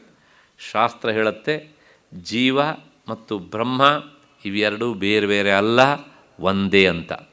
ಅದರ ಬಗ್ಗೆ ವಿಶ್ವಾಸವನ್ನು ತಾಳದೇ ಇರುವುದು ಅಭಾವನ ಒಂದು. ಮತ್ತು ಈ ಪ್ರಪಂಚ ಎನ್ನುವಂಥದ್ದು ಇದು ಮಿಥ್ಯ. ಮಿಥ್ಯ ಅಂದರೆ ಅನಿರ್ವಚನೀಯ, ಹೀಗೆ ಅಂತ ನಿರ್ವಚನೆ ಮಾಡಲಿಕ್ಕೆ ಬರೋದಿಲ್ಲ ಅಂತ ಶ್ರುತಿ ಹೇಳಿದ್ದನ್ನು ನಂಬದೇ ಇರುವುದು ಅದು ಅಭಾವನ. ಹಾಗಾಗಿ ಅಭಾವನ ಅನ್ನೋದಕ್ಕೆ ಎರಡರ್ಥ. ಒಂದು, ಶ್ರುತಿಯಲ್ಲೂ ಗುರುಗಳ ಮಾತಿನಲ್ಲೂ ವಿಶ್ವಾಸವನ್ನು ತಾಳದೇ ಇರುವುದು ಪ್ರಪಂಚ ಮಿಥ್ಯೆಯನ್ನು ಒಪ್ಪಿಕೊಳ್ಳದೇ ಇರುವುದು. ಇಷ್ಟು. ಮತ್ತು ಮುಂದಿನದು ವಿಪರೀತ ಭಾವನ. ವಿಪರೀತ ಭಾವನ ಅಂದರೆ ಈ ಶರೀರವನ್ನೇ ಆತ್ಮ ಅಂತ ತಿಳ್ಕೊಳ್ಳೋದು, ಒಂದನ್ನು ಇನ್ನೊಂದಾಗಿ ತಿಳ್ಕೊಳ್ಳೋದು, ತಪ್ಪಾಗಿ ತಿಳ್ಕೊಳ್ಳೋದು ವಿಪರೀತ ಭಾವನ. ಮತ್ತು ಮುಂದಿನದು ಸಂಭಾವನಾ ಅಂತ. ಸಂಭಾವನಾ ಅನ್ನೋದಕ್ಕೆ ಅರ್ಥ ಸಂಶಯ ಅಂತ ಅರ್ಥ. ಕೆಲವು ಜನರಿಗೆ ಹಾಗೆ ಎಲ್ಲದರ ಬಗ್ಗೂ ಸಂಶಯ. ಹಾಗಾಗಿ ತಮ್ಮ ಶಾಂತಿಯನ್ನು ಕಳ್ಕೊಂಡು ಬಿಡ್ತಾರೆ. ನಾವು ಪ್ರತಿಯೊಂದು ಹೆಜ್ಜೆಯಲ್ಲೂ ಸಂಶಯವನ್ನೇ ಪಡ್ತಾ ಹೋದರೆ ನಷ್ಟ ಯಾರಿಗೆ? ನಮಗೆ ಅಲ್ವಾ? ನಮ್ಮ ಜೀವನದಲ್ಲಿ ಎಷ್ಟೋ ವಿಷಯವನ್ನು ನಾವು ಸಂಶಯ ತಾಳದೆ ನೇರವಾಗಿ ಒಪ್ಪಿಕೊಳ್ಳಲೇಬೇಕಾಗತ್ತೆ. ಹಾಗೆ ಒಪ್ಪಿಕೊಳ್ಳದೇ ಇದ್ದರೆ ಅನರ್ಥ ಒಪ್ಪಿಕೊಳ್ಳದೇ ಇರುವವನಿಗೆ. ಹಾಗಾಗಿ ಸಂಶಯ ಭಾವನಾ.